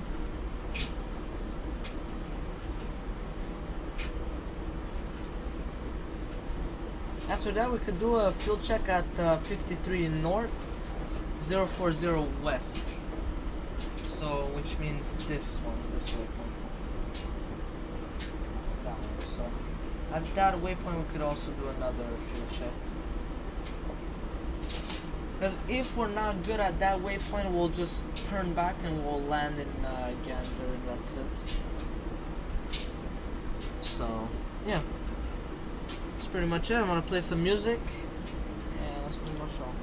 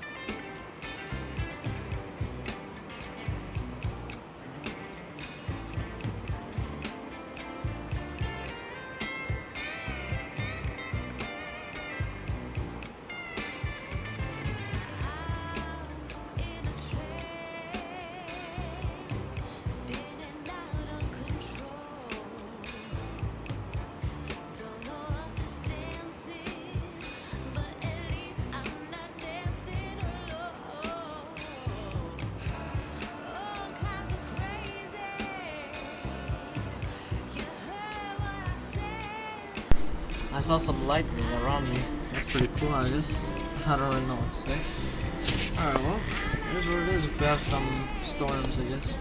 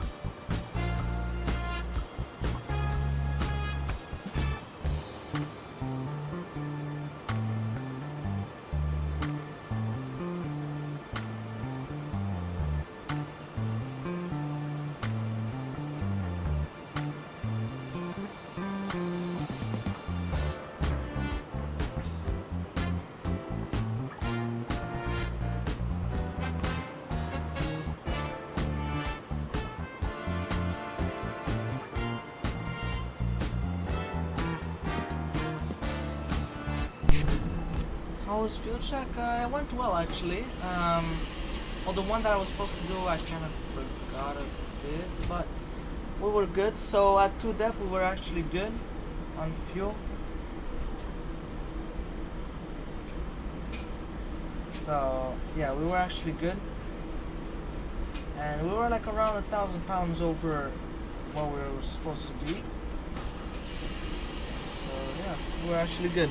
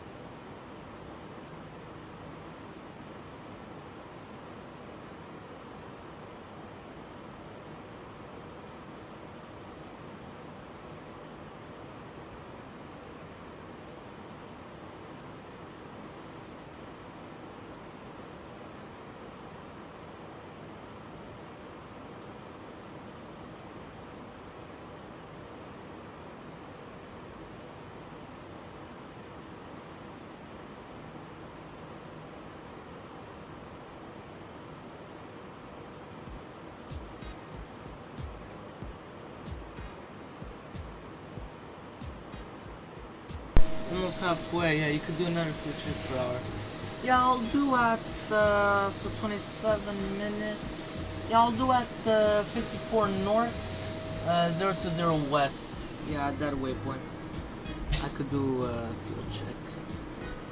Yeah, because it makes an hour basically. Well, 50 minutes, but an hour basically. So yeah, at 54 north, 020 west, I could do. And if you guys want to know where that is, you guys can check on the vatsimradar.com. And you guys can see my route. The call sign is written in the overlay. It's ACA 874. So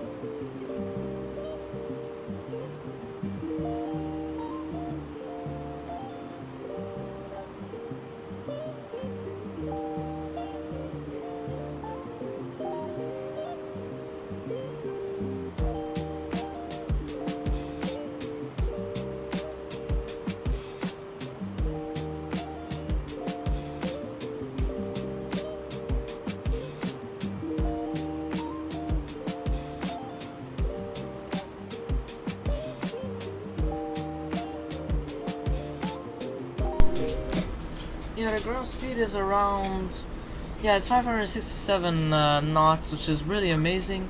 That's kind of what I was aiming for. So it's really nice, it's amazing that we're getting that speed.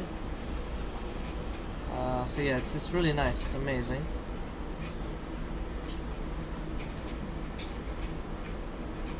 It's absolutely amazing that we're getting that, because it'll make the trip actually faster, which it will, you know, so yeah, that's really amazing. So our next fuel check is coming up. It's in 207 nautical miles, 206 nautical miles, so in 21 minutes and 45 seconds. Yeah, in like 2 hours I'm gonna arrive in Paris. Yeah, most likely I will land in 2 hours, that's for sure.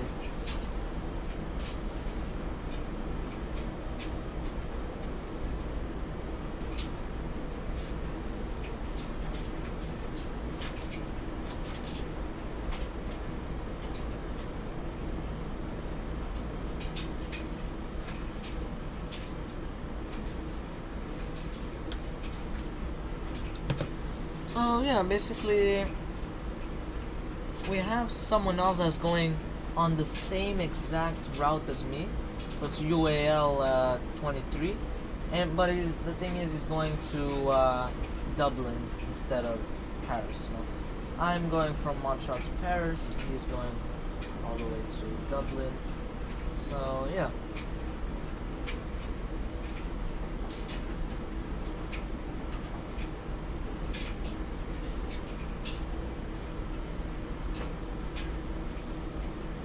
Alright, so currently we're doing 0.847. Could do another fuel. Yeah, that's what I was saying. To do it when I get to the next waypoint, which is 5420 west in 191 nautical miles.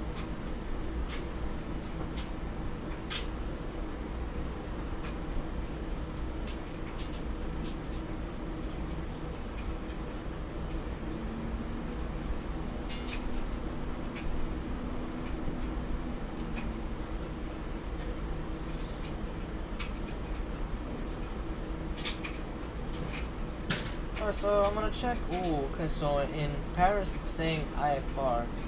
Okay, that's not really amazing. As of right now, of course. So as of right now, the winds are coming from 170 at 13 knots. So, yeah, all the runways are not ideal. See that? How short is this runway? 8,800 feet, yeah. Even a low auto brake will be enough. I don't need more. It's already enough low. It does the job like fantastic. 13 knots, that is a lot. Visibility is 4,000 meters. Oof, it's IFR. Okay. Conditions is light snow, so it might be slippery when I get there. Ceiling is 500 feet above ground level, so it's really bad. Temperature is 0 degrees Celsius. Humidity is 100%, which actually explains why it's IFR. And the altimeter is 2997. Now I'm not gonna put it in yet because we're really far away from our destination. We're 1,000 nautical miles away, so I wouldn't put it now. So yeah, basically in London right now it is 2:14 a.m. So basically we're gonna land at maybe 4 or 5 a.m. So it's gonna be still dark, unfortunately.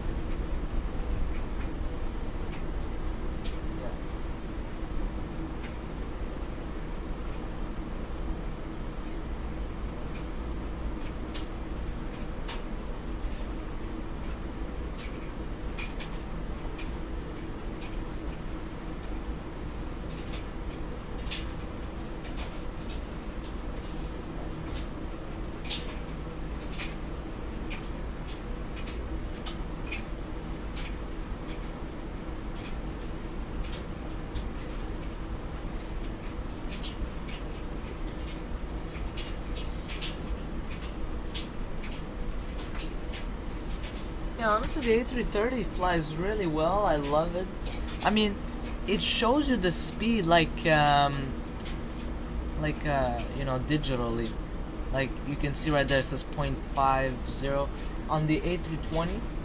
So NTS, yeah, for sure, we need NTS. Like there's no debate on that. But yeah, so because on the A320 it's quite hard to know at which speed you are. You have to like approximately say it. So it's really annoying, but yeah, that's how I guess they made it. They were like, you know, the pilots better know, you know, like vintage stuff, let's call it, like the analog. It's kind of like analog if you think about it, but not really. Well, it is, you know.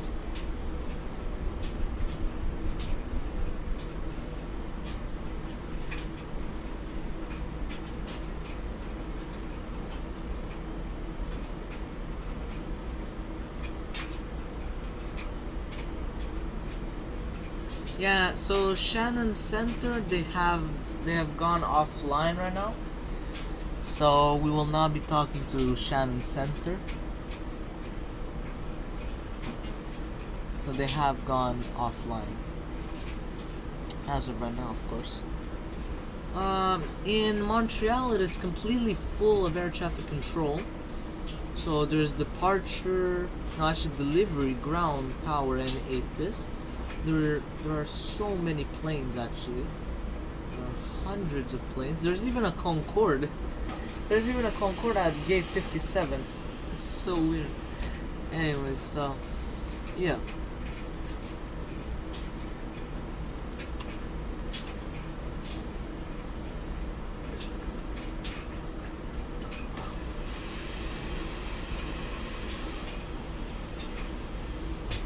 Yeah, honestly, I should fly the Q400. I forgot I even have that plane, honestly.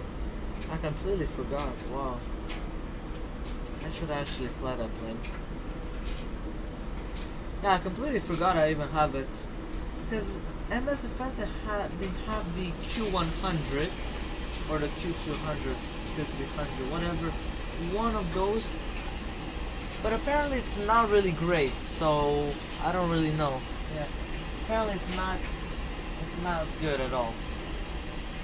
It's not really the best, so yeah, I don't know. So I'll probably have to fly it in X-Plane 12, which that's where I have it, the Q400. Apparently Majestic, the ones who made it in P3D, apparently they're gonna make it in MSFS. So I'm quite looking forward to that. That would be amazing to see if it actually comes on. You know, that would be awesome if we would have the Q400. Right now, the only way that you can have it is if you go in P3D or in X-Plane 12 or 11, of course. No, actually, I think Q400 is only in X-Plane 12. Yeah, something like that. Yeah, I think it's only 12. Though I've actually flown it. I have actually flown it in 11, so probably 11 as well. I'm not sure.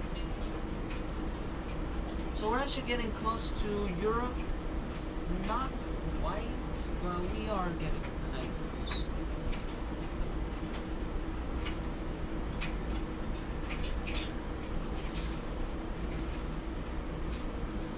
There is a song here on my soundboard that I love like a lot, which is this one.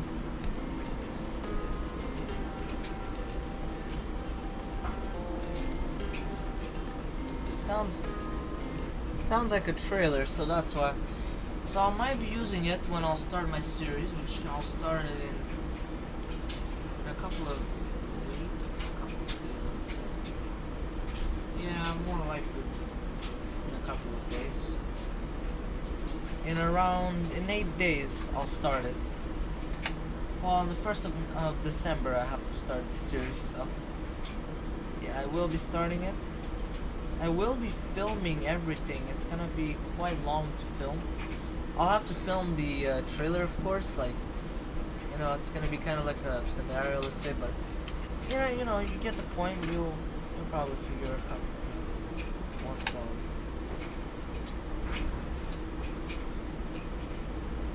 Once I release it.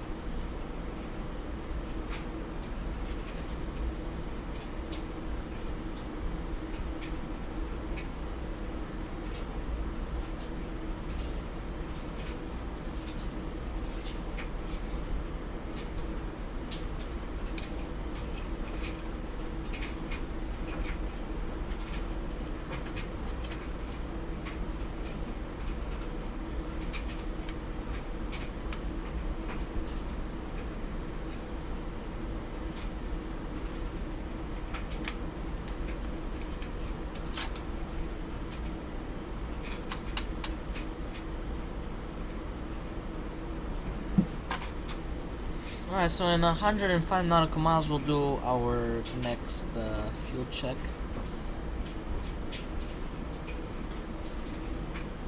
Oh, and I don't even think it's on TARA, my thing. Oh yeah, it's not even on TARA.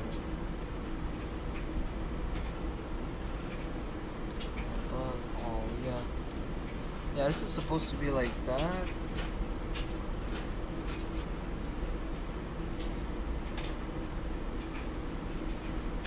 Yeah, this I completely forgot to do. Oh my god, right, just now I just realized, wow. Thank god I realized it right now.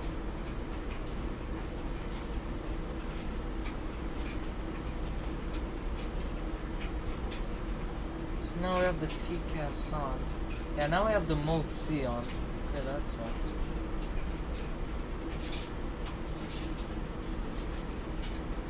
Yeah, this song that I showed you guys, this one.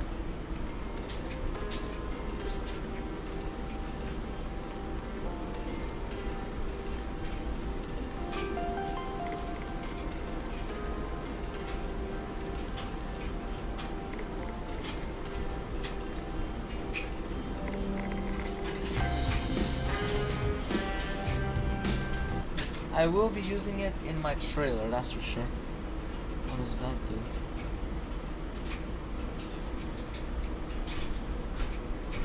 Hopefully it doesn't bring the plane down. Probably that's a system test or something like that. Probably, I hope it's that, because I don't want to bring the plane down.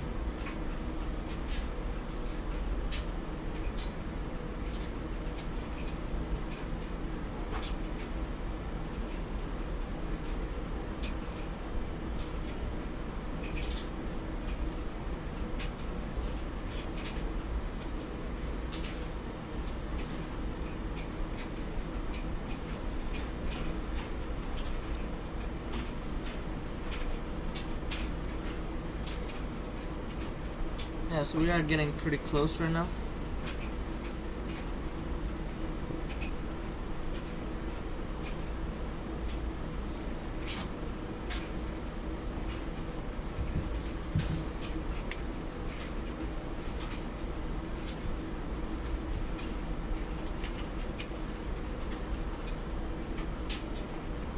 Wow, we have very strong cross tailwind. Wow, this is like absolutely amazing.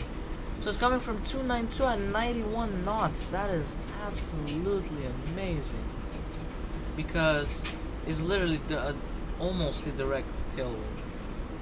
So right now I'm doing, my ground speed is 575, so that is amazing. So that's really nice actually. We have the ideal conditions in cruising, but not ideal when we'll be landing. So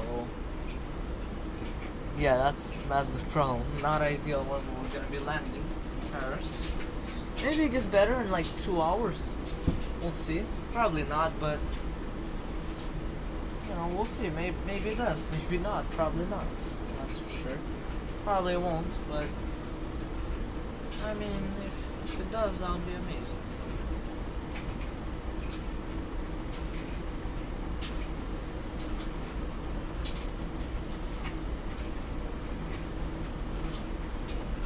Yeah, when you're at a high altitude like this, like 39,000 feet, which is the highest I've ever been, ever,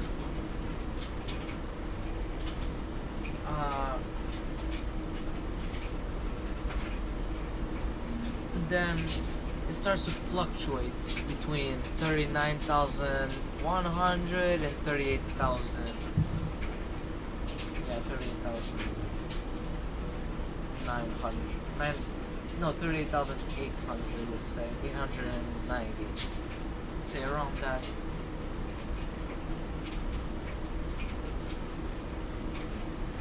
Yeah. It's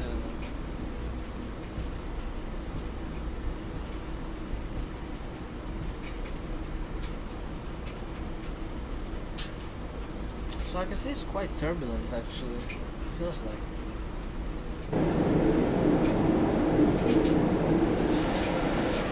Yeah, so this is how it looks like. Yeah, it looks quite turbulent.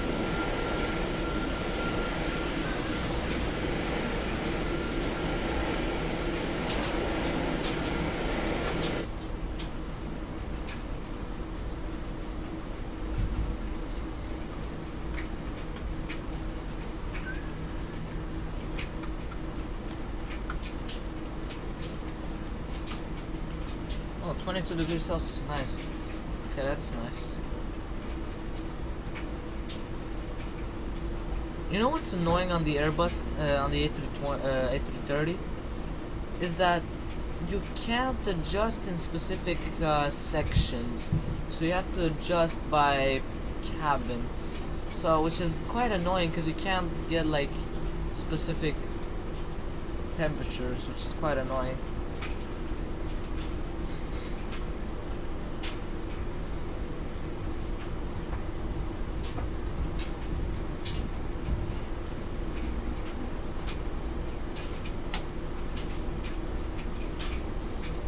Yeah, so in about 4 minutes, we're gonna be doing our next fuel check.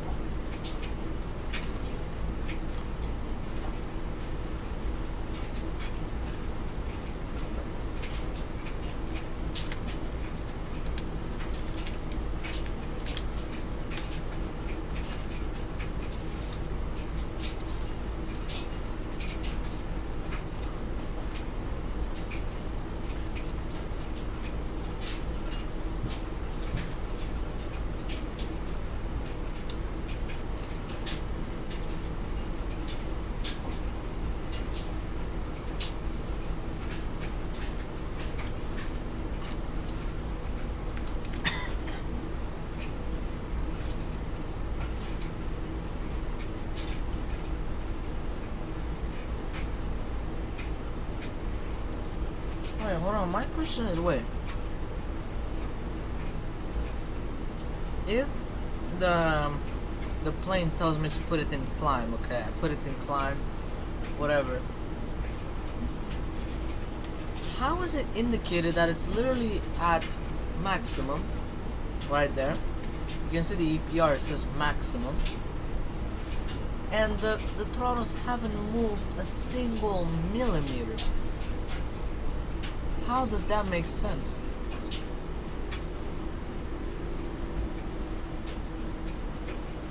Is there like a computer that's like making the engine's power, like more power or less power? Because that would be absolutely insane if that's the case.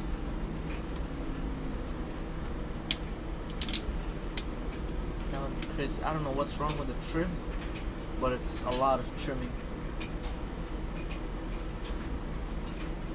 It's good that they made it silent.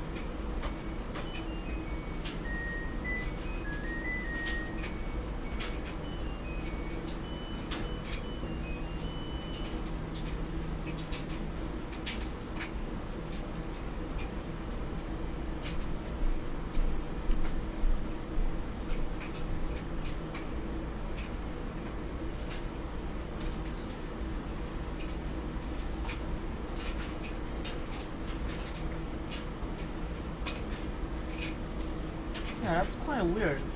Because how is it powering the engines? Like, how is it increasing the EPR without actually moving? It's quite interesting.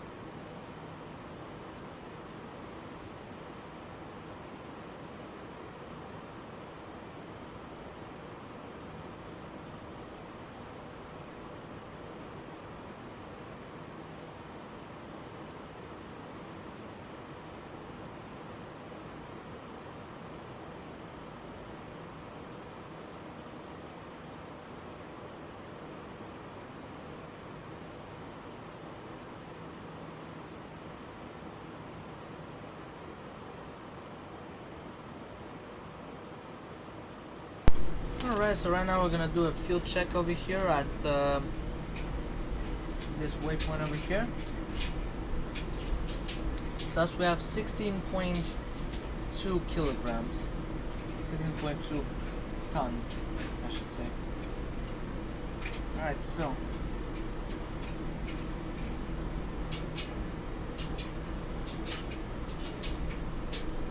we're supposed to have 35.9 pounds.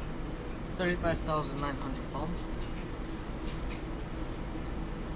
So,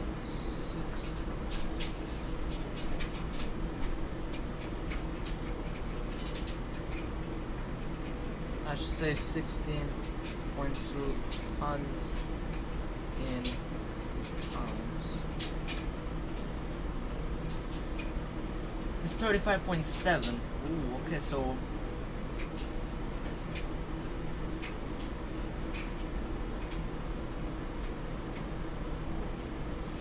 that means we are 200 pounds short. Okay, whatever, it is what it is. We're not that short off, but yeah, it's a bit short. It is what it is. But it's not that bad. It's not the end of the world, so we can deal with it. It's no problem. Yeah, it's not really a problem. So 200 pounds, okay, it's not that bad.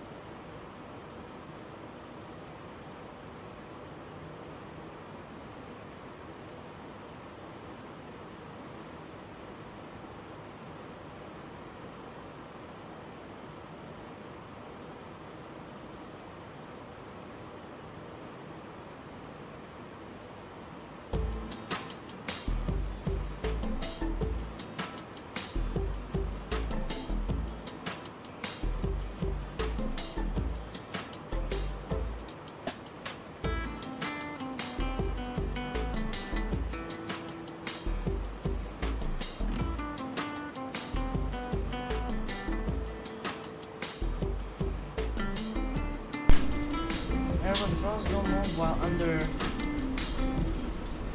the direction of our throttle as they do in Boeing. Oh. But the thing is, in the Boeing aircrafts, I've seen it move. Like I've seen it move, like the auto throttle. Like I've seen it actually move.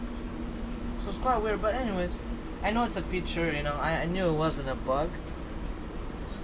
But I was just saying like that, you know, like, because I knew it wasn't a bug, that's for sure. It's definitely not a bug. It's definitely like a feature in the Airbus planes and, you know, Boeing, I guess. But yeah, it was just like new for me because I was like, oh, that's, you know, that's new. Never seen that. So right now we are above England right now. Let's check the altitude. So what could we put as our first altitude restriction? So at SFD, he wants to start descending. So right when we're about to cross the English Channel. Okay, that's good to know.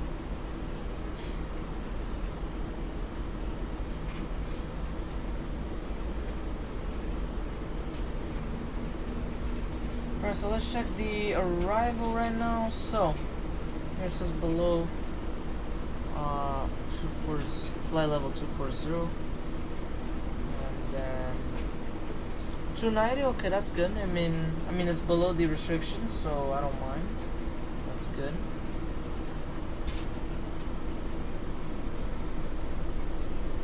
All right.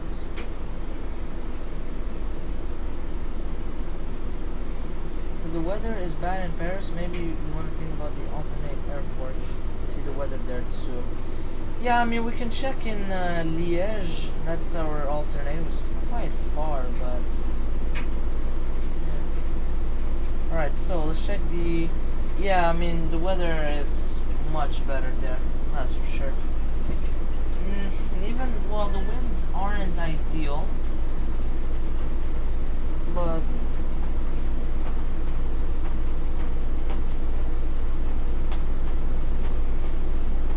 Yeah, so it says that there is like kind of like a snowstorm, not really, like a bit of snow. So yeah, honestly, in Liège would be good. Well, honestly, EBBR, if it's good, I'll go there. Okay, never mind. There it's IFR. Yeah, no. Yeah, over there it's actually IFR. Oh, I chose.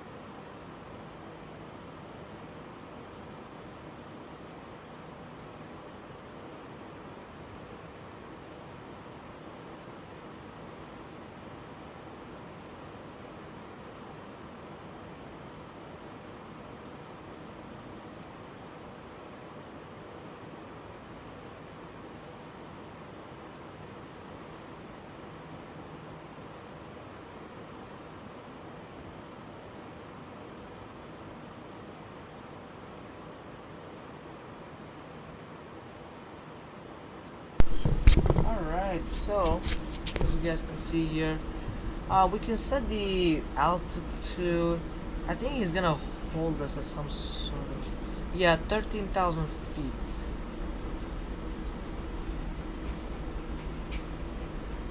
Alright, let's altitude interception is 5,000 feet.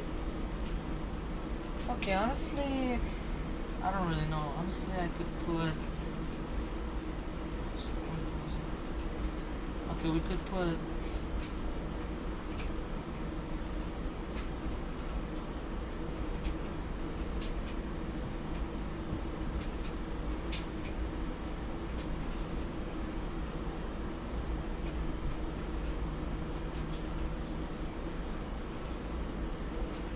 Okay, so he only has this chart. This.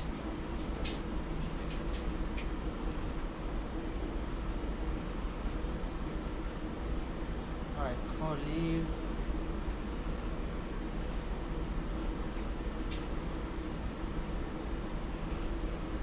Also, I should just put the ILS interception. The only reason why is because I don't have any other restrictions for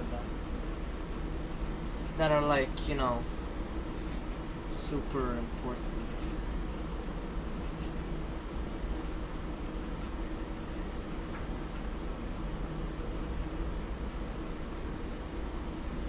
Alright, I want to see the waypoint. So at PG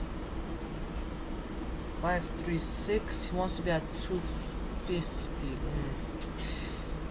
Nah, I wouldn't be that high of a speed. I would be like more like 225. I would say. Not even, maybe 232. I would say. Oh, and he doesn't actually take. Oh yeah, no, he takes into consideration. Nice. And then 560, I would say to turn in with like 215. Nice. Okay. All right, and then IG. That. Oh right, immediately right after that. FF. Yeah, it's gonna be, yeah. Okay, so here I should put even lower than that. I should put like 190. More like 190, yeah.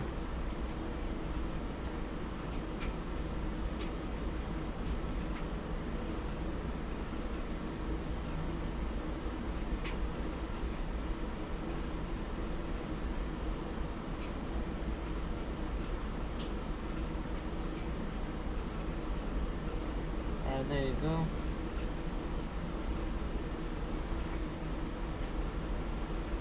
There you go. Now, okay, and then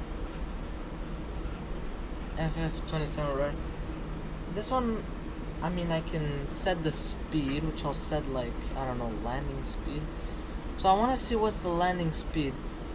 So we'll go in approach phase. So I can see top of the descent is like right over there, right before SFD. So first of all, let's set the altitude. Let's just set 5,000 feet. Oh wait, we can do it like this. I forgot. Oh, I'm so used to. Alright, 5,000 feet is set. Speed, we're manually configuring it, but after that, once we'll start descending, I'll put it to follow the FMS. I can see the temperature is quite nice in the cabin now. It got better, that's for sure. Alright, so QNH, I mean, we'll see if it's actually getting worse and worse, the conditions. Clouds, the ceiling is a bit better now. 4,400 feet, yeah, that's much better than 500 feet. So it got a bit better. So it's light snow, which is gonna be quite hard. Scattered clouds at 1,200 feet. Yeah, it could be bad. Oh, actually, I'm at the wrong airport. Wait, I'm at the wrong airport. Okay, LIFR. Okay, it's like so. Broken clouds at 400 feet. It's like there's a possibility that you can have drops. Yeah, it's not really ideal to have that, but I mean, we'll try it. Oh, you want it like, oh maybe I think he wants like this. 1014. Oh, he doesn't want it like at all. Oh wow, that's actually interesting. Interesting. Okay, okay.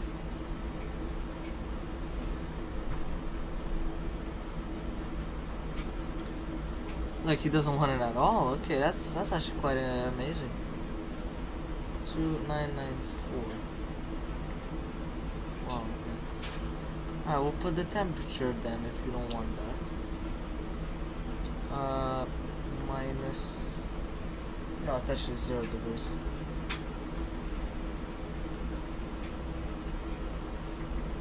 Oh, actually, he doesn't want anything. Oh, that's not good. That's disrespectful for him. Okay, maybe he just wants this again. I don't know.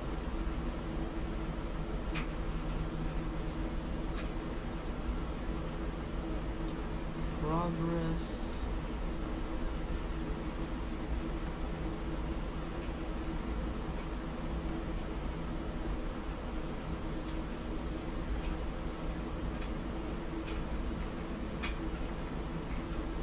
And that is disrespect in front of me. Wait, let's see. No, for some reason it doesn't even want to work. Temperature is 0 degrees, but I don't know how to.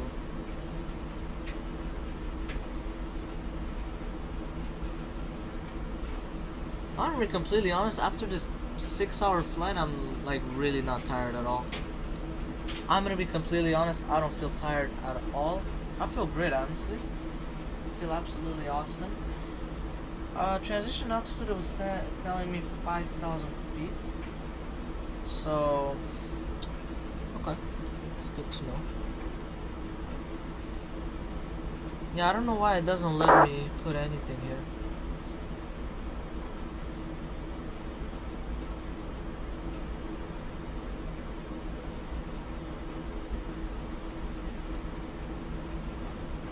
So I gotta be ready to ascend at SFD.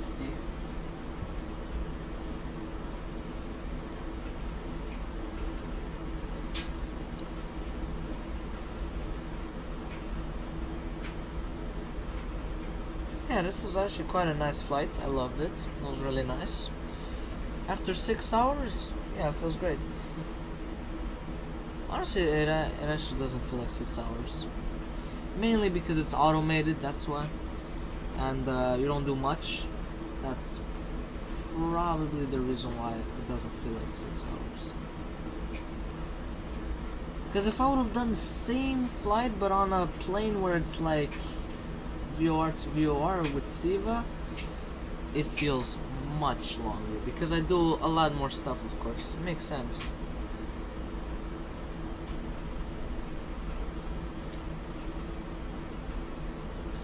Alright, so I can see that. Alright, top of descent is in 6 nautical miles.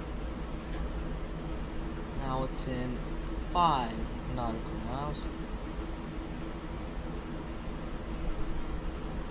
Wow, we're coming in like very fast.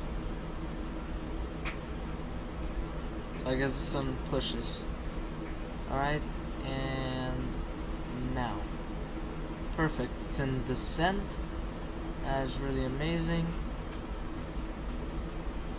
It should open up over here, shouldn't stay like that. It's probably gonna tell me overspeed.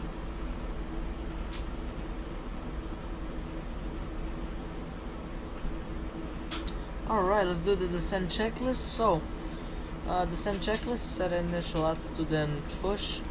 It is set, alright. Did I pull or push? I don't know, I think I pushed. Seatbelt sign is on. Altimeter. So, transition altitude is 5,000 feet. we can put it over here. We can put it like right over here in the standby. So it's 2994 as of right now. It's LIFR, so it's like more or less IFR, so we can kind of see something, I guess. Auto brake, we're gonna put low. With the given conditions, it's not Phoenix, that's why. Okay, yeah, so maybe that's why. With the given conditions, I don't actually know what to put. I could technically put low, but you know, I don't know if I'll land very close, so we'll put medium just because it's a short runway and the conditions are not ideal. So alright, so now we are already, oh my god, we're already crossing the English Channel. Wow. That was fast, okay. That was like really fast. Alright, we're gonna zoom in for the first time in like 3 hours, I guess. Honestly, it's quite, let's say, boring in a way. But we're in Paris now, so that's nice.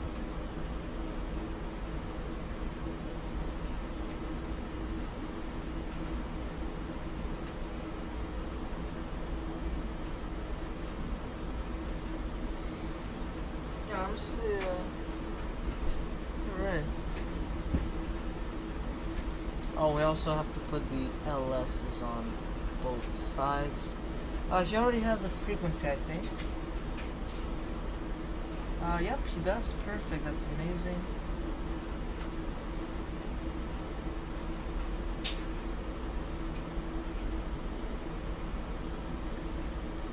Nice. Let's go on this one. So he doesn't have the name of the ILS for some reason. I don't know. But or the slope. He doesn't even have. So course, I think is right. I think that is the actual course. Yeah, 264. Okay, that's nice. That's correct. Okay, so he doesn't have the slope or the name of the ILS, but he has the course. So honestly, I don't even care. I just don't care. If he has, well, the slope is actually important to know. But if he at least has the frequency and the course, that's completely fine to me. That is like already more than enough. Just that. But I would need to know. But I would need him to know the slope, which would help him with like descent and all of that. So he's gonna first stop at 11,000 feet. Okay. Interesting. That's good.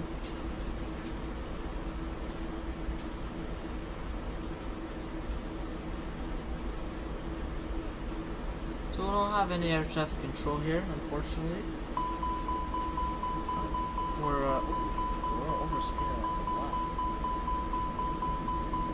Okay, let's go in the FMS and well, actually MCDU, I should say.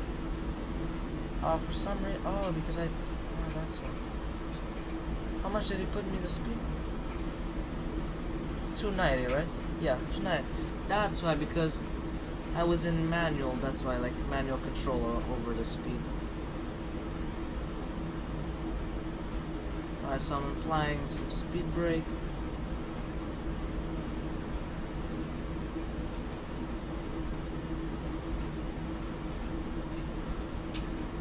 That's why I was like traveling very fast, because it wasn't actually taking the speeds from the FMS. So that's one.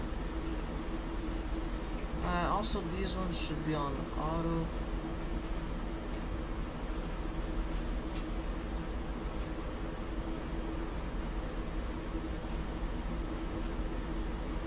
Yeah, let's make them a little bit less bright.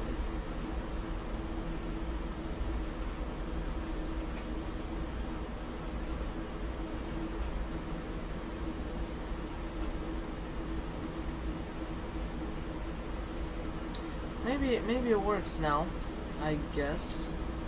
Technically, oh, okay, so he already has them. Wow. Okay, that's nice. For him, it's 1 degree Celsius. Okay, whatever. Yeah, for him, it's 1 degree. Okay, whatever. altitude. Alright, so MDA. So the MDA is basically the bottle, which is 592, which means minimum decision altitude. Oh, actually no. Yeah, that's not the localizer, which is not what we're looking for. But they only have decision height. I don't know, because I can still put this one. Alright, so final landing speed is 165. Okay, so I did good to reduce all the way to 173. And then on this one, so 165. Honestly, 165, yeah. Put it on 165, that's good. Yeah, perfect, that's good. Oh, and also he has a slope. Amazing. That's good. He has the slope of the ILS, which is -3 degrees, which is kind of like the standard for like every ILS, I guess. Alright, so it's still far away actually, so I gotta keep it on 80 miles. And at the same time, on top of those bad conditions, we are also at night, so yeah. I mean, it's 4 AM right now, so yeah, it's oh, for some reason the speed is decreasing.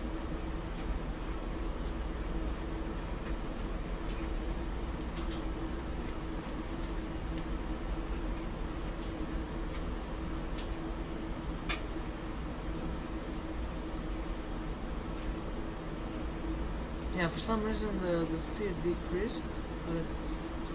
I mean, not really, but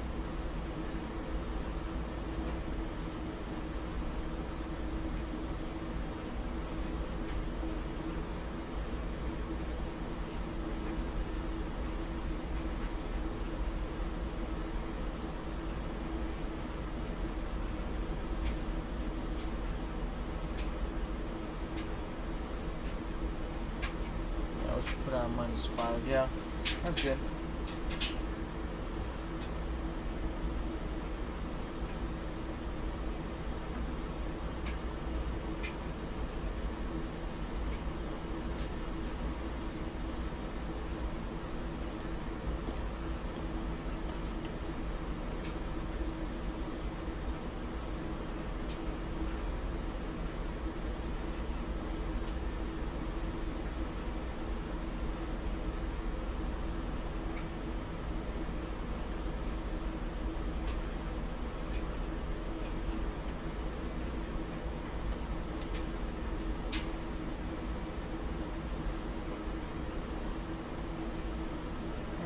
So what else do we gotta do? Okay, altimeter is good. So then after that we have the 10,000 feet checklist on descent. Oh, actually we have to also put the strobe on. These were, okay, that one was on taxi. That's not good. I mean, it's not that it's not good, but it's like useless. And, you know, I should have not put that, but it is what it is. It's okay.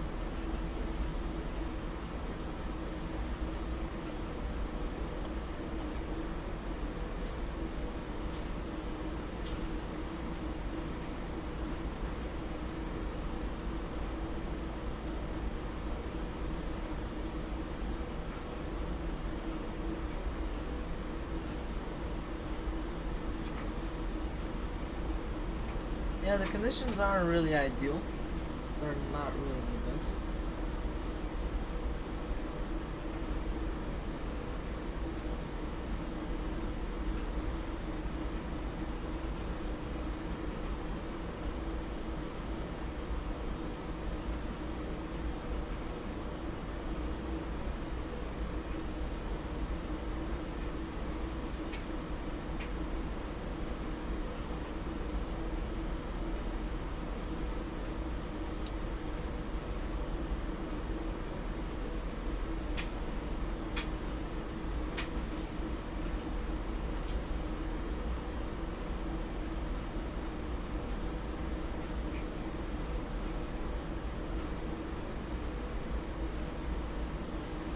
Okay.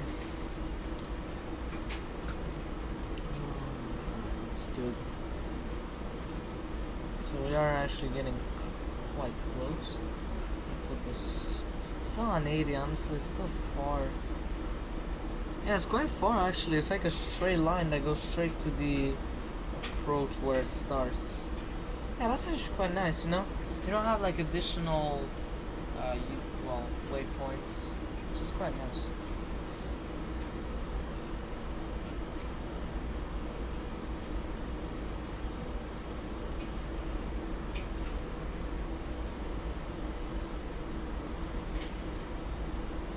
Alright, so there is a plane that's landing on 26, right?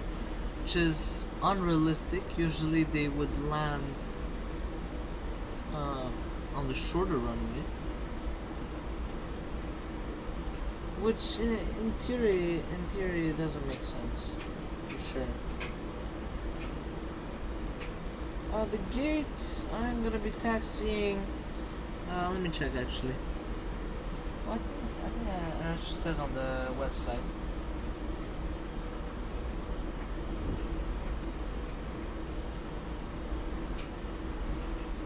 I think it says here.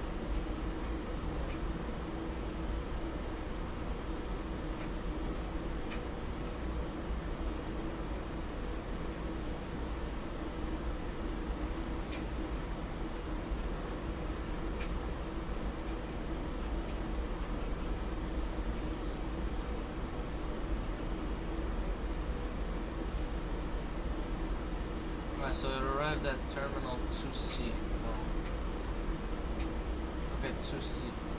Alright, we gotta try and figure it out where it is.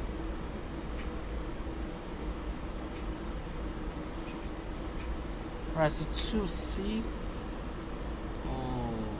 Oh, it's so far away. Okay, well, it is what it is.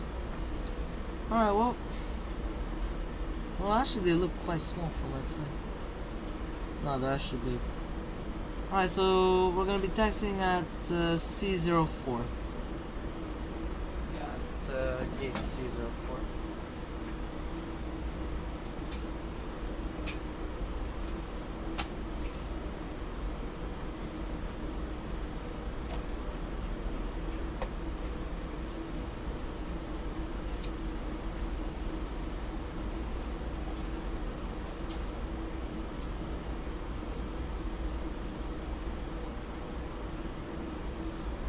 So we're landing on runway 27, right?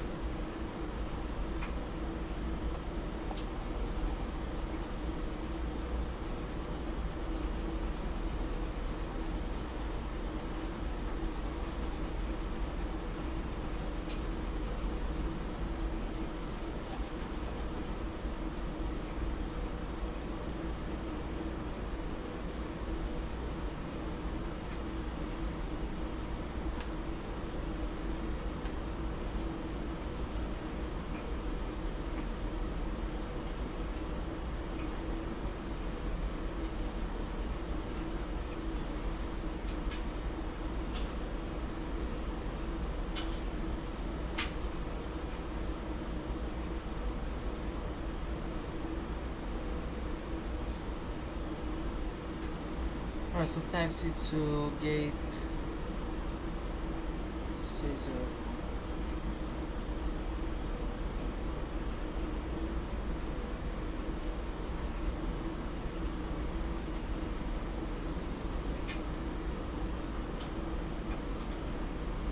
Alright, so I'm gonna be taxiing, so I'm probably gonna exit.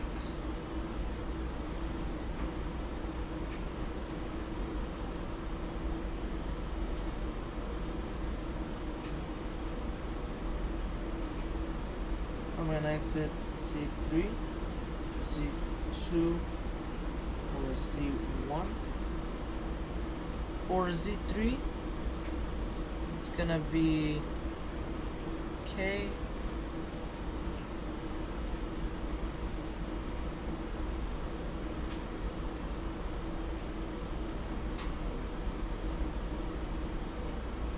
It's gonna be K.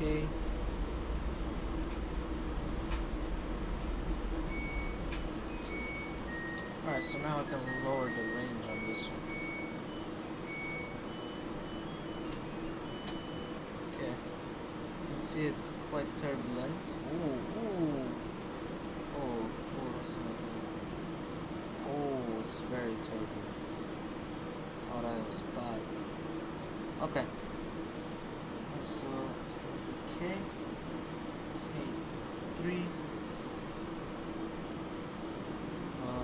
Crossing runway 908.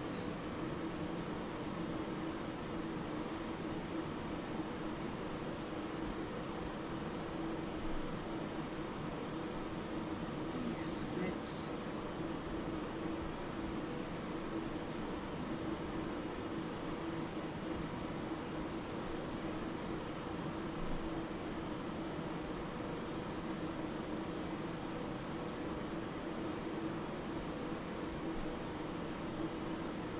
And after that is gonna be D.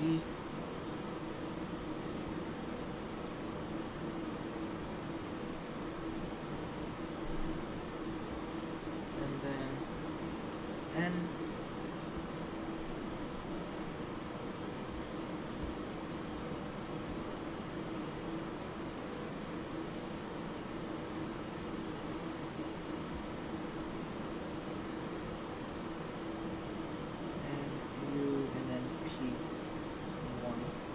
Alright, so then if I'm exiting on Z2, it's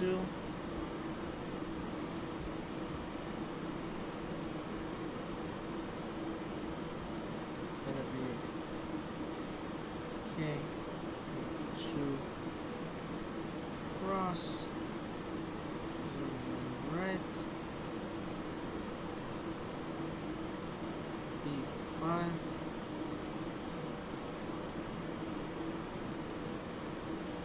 Okay, then it's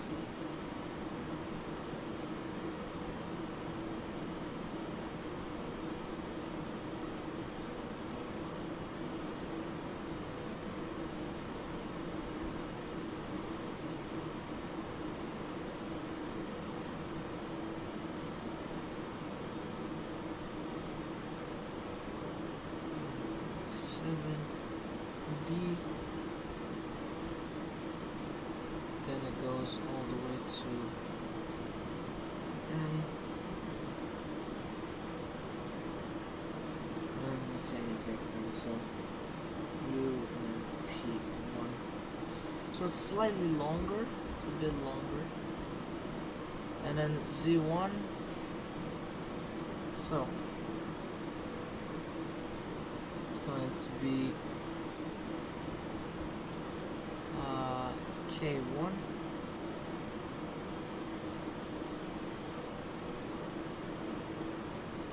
Alright, so we're actually getting close to. You are not descending. I am descending. I am descending.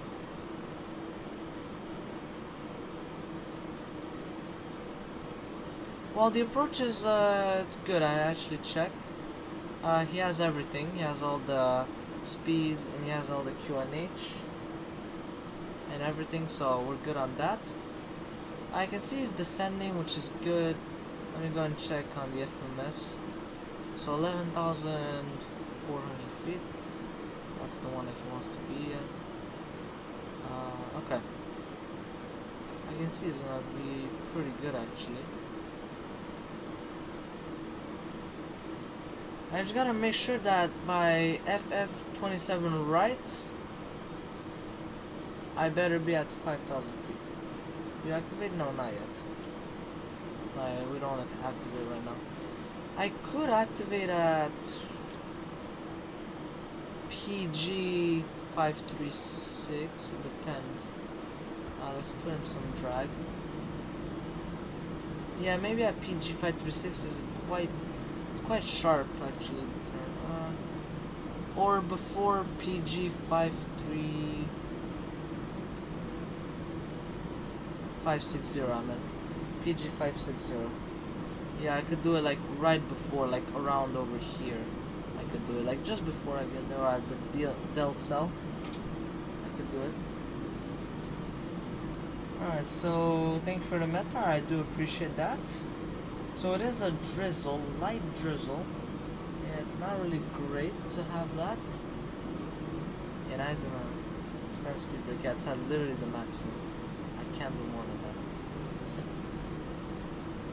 that. So, alright. So, K1, D4,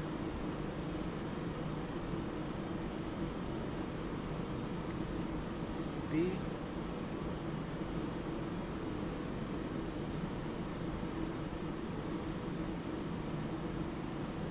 N, U, P, 1. Okay, so Z1 has like shortest to say.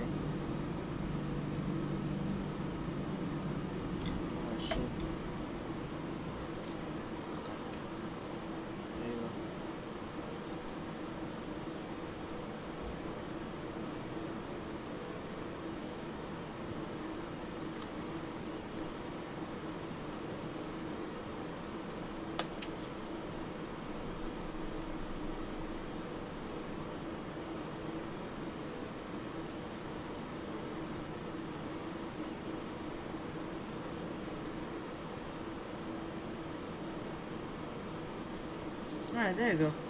So I have everything, like all the taxiways already written down. All of them, so we're good on that. We don't need to worry about that at all. Have them all written. It took me a while, actually. But I got them all written down. Let's activate approach. Yeah, QNH is already set. I can see that. QNH 1014. Actually it's 1013, so let me correct that. 013. Oh, I can't. Alright, well, there's another this. Alright, activate, confirm. If I say 1013, like right now. No, so he doesn't care. Alright, whatever. It is what it is. I tried at least. Well, I better reduce speed like a lot. Or else I'm in huge trouble. I might be in huge trouble actually. I might have to hold at some waypoint. Alright. Flaps 1, 2. It's because I've put flaps 2, that's why. Yeah, let's reduce the flaps then. So that it doesn't say that word. Okay, for some reason the speed is not reducing, because it's accelerating, that's why.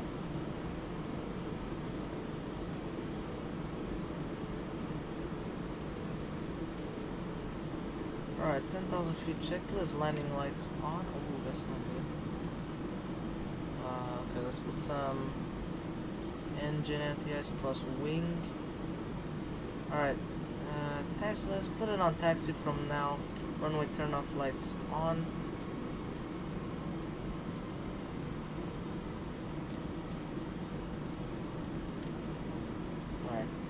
So I put it like that.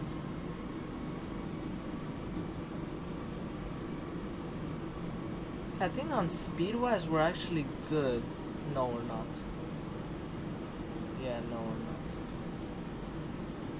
Okay, flaps 2 so that we can lower our speed.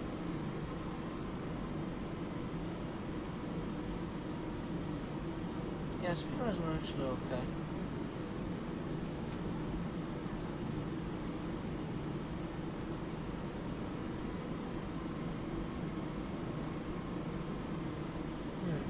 This is not really great. It's not really ideal, these conditions. If we need to, we'll do a go round. Which honestly, after a 6-hour flight, I'm not that mad, honestly. I don't mind doing. I mean, it's not awesome, of course. It's not the best, but here's what it is. I mean, if I have to, I have to. You know, I can't leave it like that. So let me put stereo cockpit actually, just so that I don't forget. So nice over here. I don't even need to activate any replay or anything. It does by itself. Ah, that's what is amazing about the X-plane.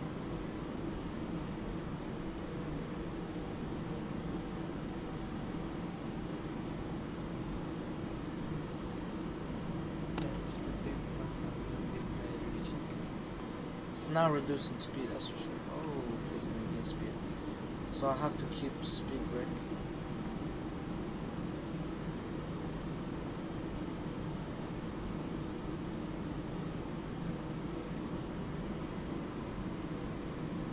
Yeah, these conditions are not ideal right now to land in.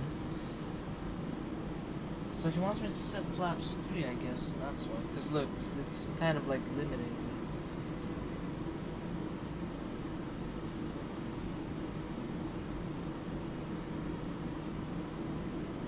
When it becomes so...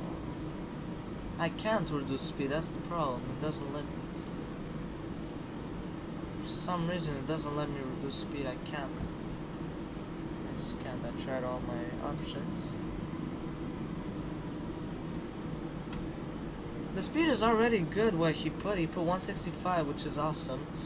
I can't reduce. I put speed brake maximum, I put maximum flaps, the flaps 3.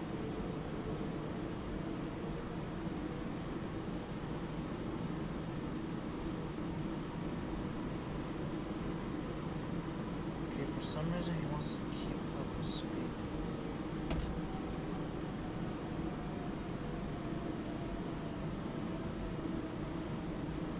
Wow, that's very bad.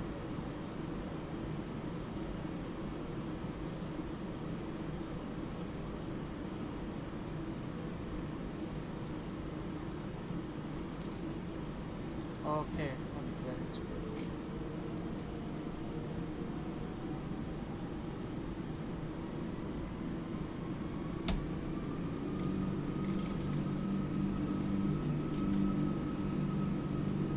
Disconnect. Altimeter setting.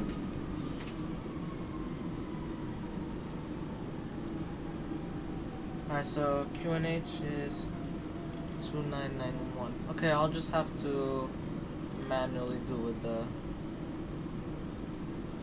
Yeah, these are not ideal at all to land in. Let's put the landing view, if I have. What? Okay, yay.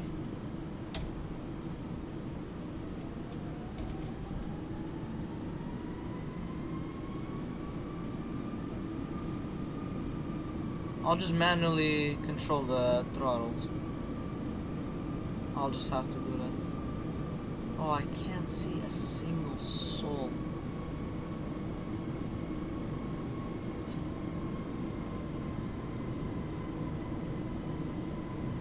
Yeah, I mean, we have the gear down, even though...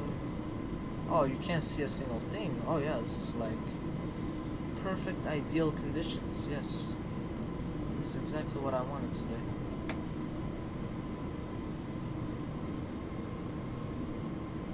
Yeah, I'll just have to go and... Yeah, manual, and that's it. Okay, let's try it then. Because he wants me to go and lever climb. Which is this.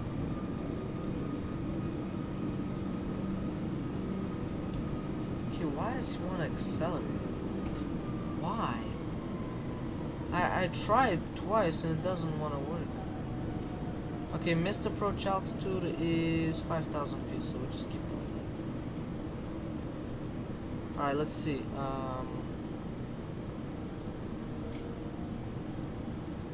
2,500.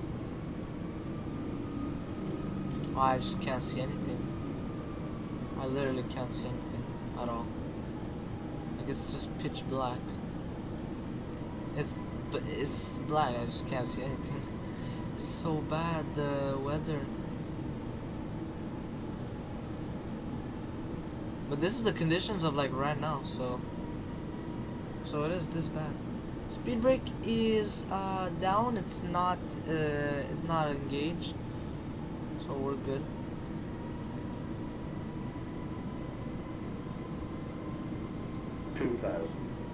Oh yeah, I can't see anything. They were saying at 400 feet. Like when I'll have a bit of visibility, apparently. Alright, so I'll just adjust the throttles myself. So I'm doing it myself because the auto throttle wasn't doing a great job. I saw that.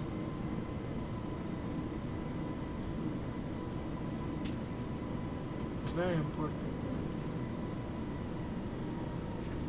Okay, let's be prepared in case we need to initiate a go around. Gear down is good. We need the brake fan. Just it's already on. Oh wow! Wow, this is like amazing. Oh, I think I can see something. Oh my god, I can see. Oh, the wind is pushing me like bad. It's pushing me sideways. Okay, I can see the runway. I can see the runway. It's like right here. This is the runway that I have to land on. Oh, speed-wise, I can keep like 160.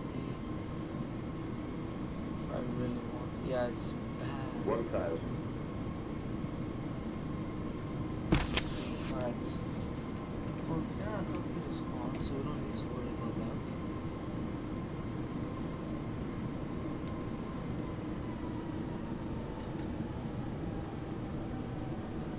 that. Approaching 27 right. For once, the autopilot is actually doing a good job.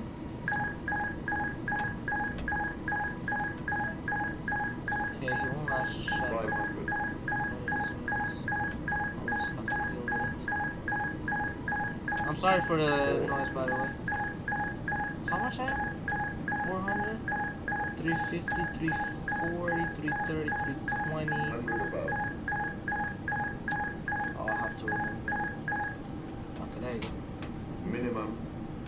Okay, I am visual. Okay, that's good. 100. Oh yeah, I'm completely visual. 50. 40.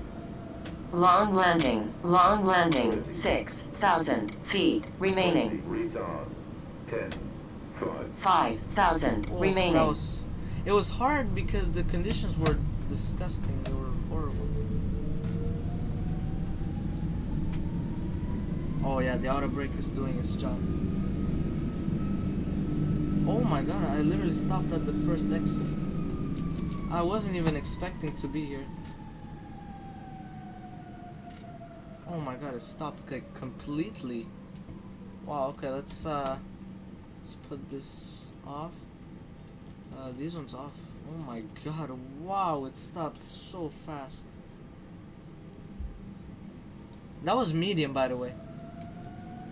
Alright. Paris Charles de Gaulle International Airport, Air Canada 874, taxiing, exiting runway 27 right via Zulu 3.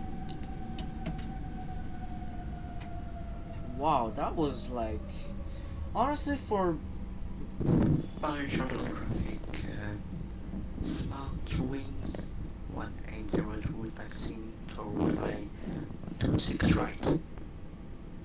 so he's taking off. Okay. Alright, well, is he talking? Yes, he's not talking. There is one guy talking, so I have to wait for him to finish, because I wanted to announce my taxi.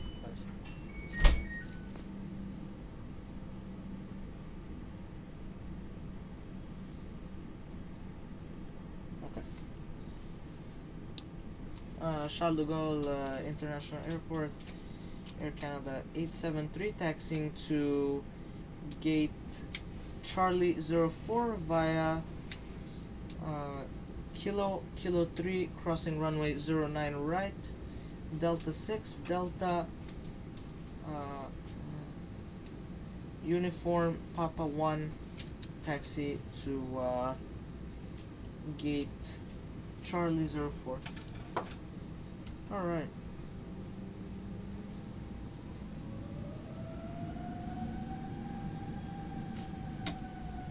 Alright, so that's good. We have to keep the strobe lights on because we are taxiing. We're actually crossing a runway, so that's why. This one off, off.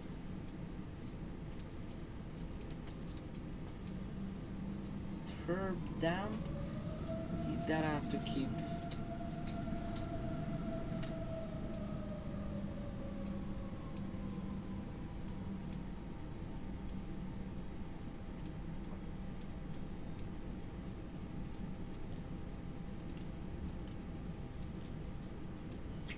Alright, so let's hope that there is no one coming from the runways. No, I Approaching don't see 09 right. So I can see that the wheels, they're not overheating, which is nice. Wow, that was really nice, the landing for like crosswind, like a huge crosswind. It was like 18 knots, I think I saw. Yeah, I was saying. Wow, that was really nice. I mean, 300 feet per minute. For me, I'm gonna be completely honest, that's not hard at all. It's not that hard. Well, yes, it is, but not extremely hard. Because they're saying like hard landing, you know. But 300 feet per minute, let's be honest, it's not that bad. But anyways, what matters is that everyone survived, and yeah, everyone walked out safely.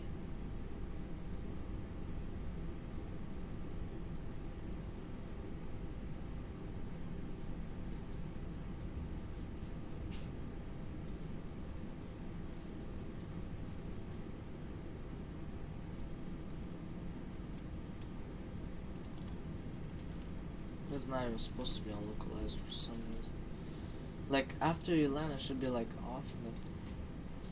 Alright, we can turn off the strobe lights. Alright, so we do have some people,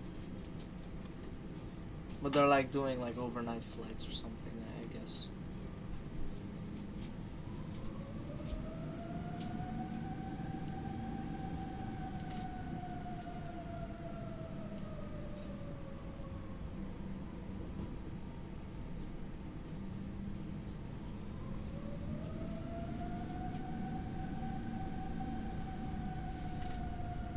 Wow, the engines sound, they just sound amazing.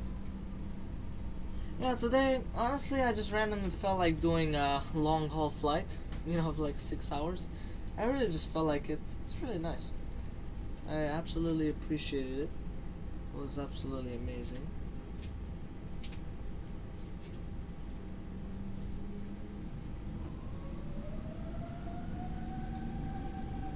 Oh, why is it going on the left like that? It's the same because it's the wind that's pushing me. That's crazy. If that's actually the wind, I would be like very surprised. But I doubt it. I think it's just something wrong with the rudders.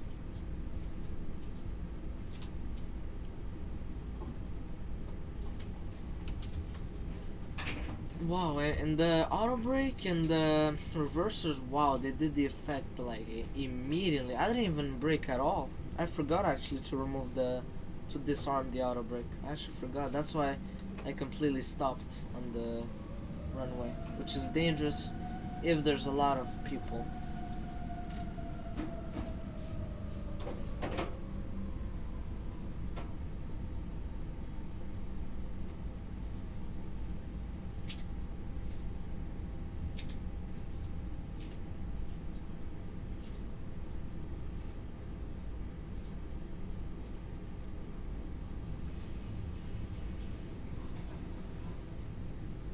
Alright, so here we turn right.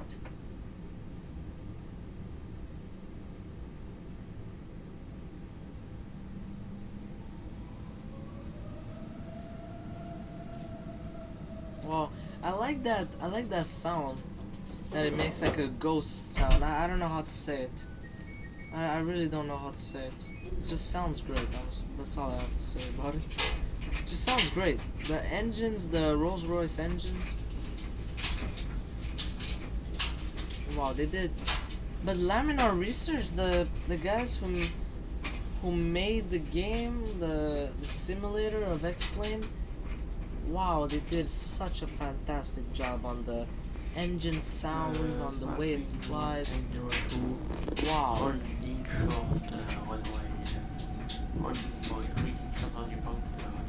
Yeah, it's just, there's like literally, it's so amazing. And it's for free, imagine that.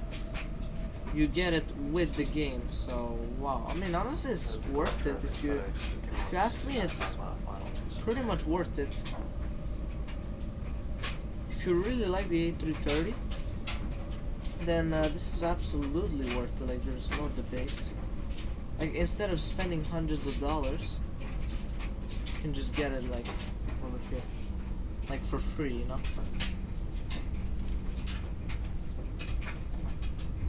So that I can put this thing on. Actually... Right, there you go. 'Cause I don't want mode C. Oh wow, so it is drizzle. I put the NTS, I mean now I turned it off, of course. These ones, all of them can be off, even this one can be off. Since we're not like, you know, cruising and all that.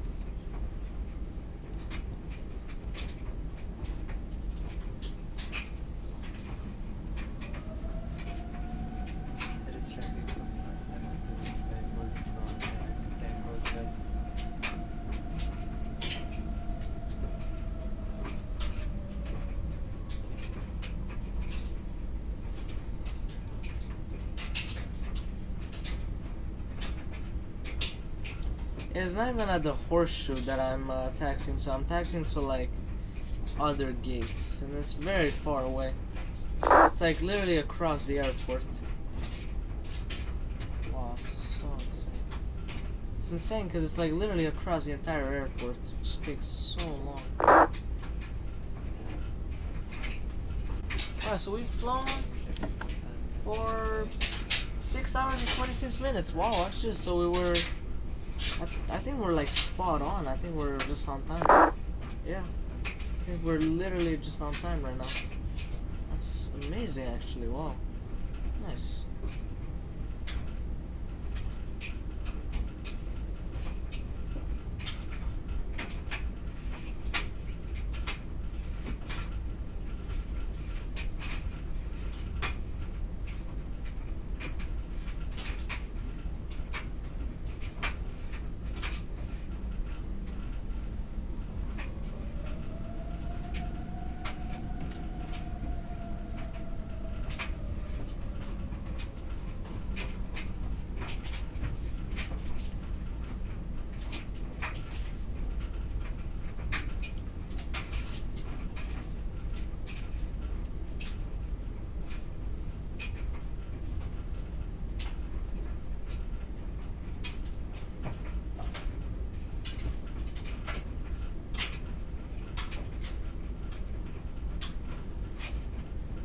Alright, so I think it's over here that we turn left.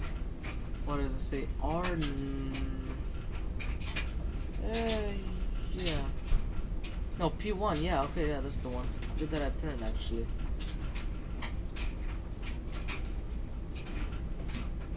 So we want to go straight. Oh, you can't go straight. No, you can't. Oh, you just have to do like a... Oh, okay. Max span 65 meters. I think we're good. I don't know what's my wingspan right now. I have no idea. Probably it's a bit less than that, or I think I might at the limit. I don't know. I don't actually know.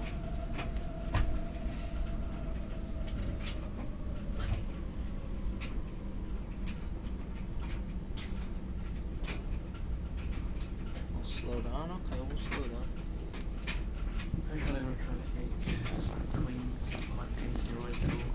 Alright, so it says to slow down. Okay, we'll just slow down, no problem.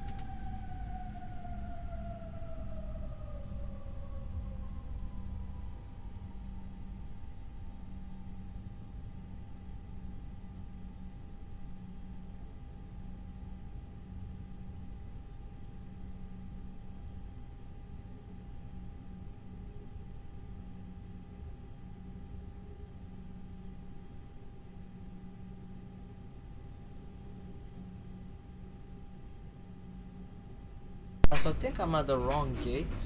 It doesn't have a VDGS, unfortunately. We'll just stop over here. Traffic Okay. wings Did I hear anything? 802 technical runway 26 right.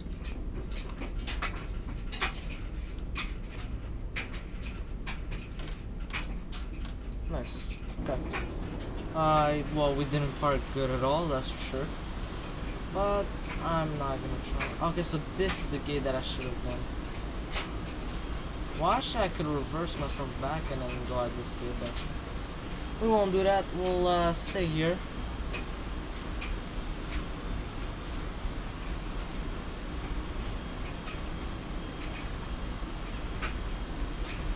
Alright, so let's start off like with the shutdown and all of that. So let's connect it on the APU. Let's connect these two. And alright, here we go. There you go. Nice. So now we can disconnect from VATSIM.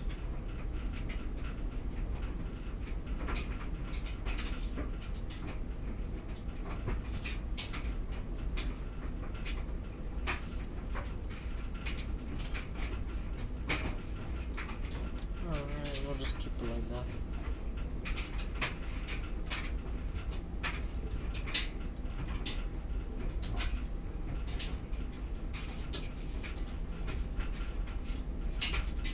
Alright, now we're gonna put it on, okay, these ones, it's okay. Well, actually, these ones have to be off. Hot air off, packs off. We can, I guess, deboard the passengers. We're gonna go in here, attach jetway. Let's get the GPU. There you go. We also have that light, which is nice. All the fuel pumps, all of them off. All of these off. The flight controls off. The isolation valves in the cargo bay. Ventilation. All of these off. Okay. And then over here, this one off. Off. Off. Off. One. Perfect. That's good. So he connected, yeah, over here. Nice.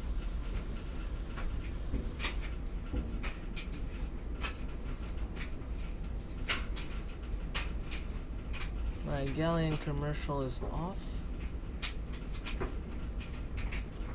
All of these off.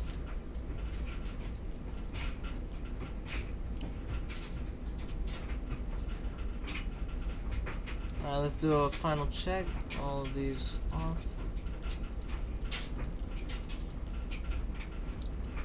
Okay, over here looks good so far.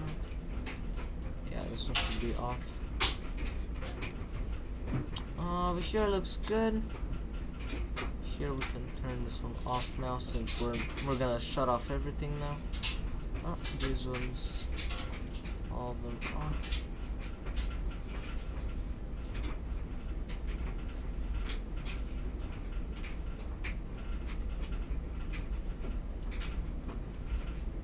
Alright, that's good. So now we can disconnect the GPU. The bus tie is off. All good. And then the batteries, all of them off. That's pretty much it for shutting down the entire aircraft. That's how it looks like out here in Paris. All the passengers have survived this flight. I'm quite happy about that. So thank you guys so much for watching, guys. I hope you enjoyed it. As always, I'm gonna be playing out the outro, and I'm gonna be reading you guys' comments in the chat. So goodbye, guys. Thanks for watching. Peace.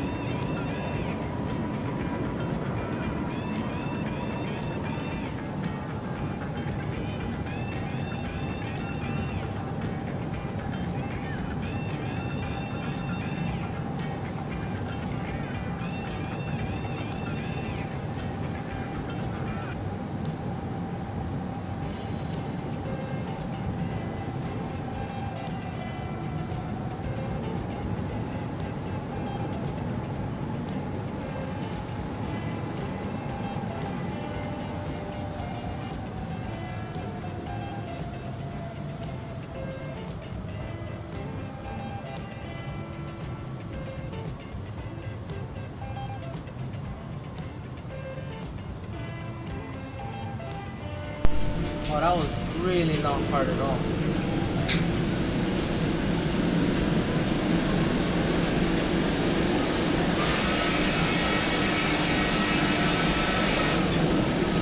Yeah, that was really not hard at all. In my opinion, it's not that hard at all. Maybe when I let the nose down, maybe it was hard. But it was not hard at all. So I don't know what that landing rate is. Like how it works. It depends on how it works. Yeah, honestly, for me, that was not a hard landing at all. I've seen much harder than that. But anyways, I mean, it doesn't really matter to me. They all survived. That's what matters. So, goodbye, guys. Thank you for watching.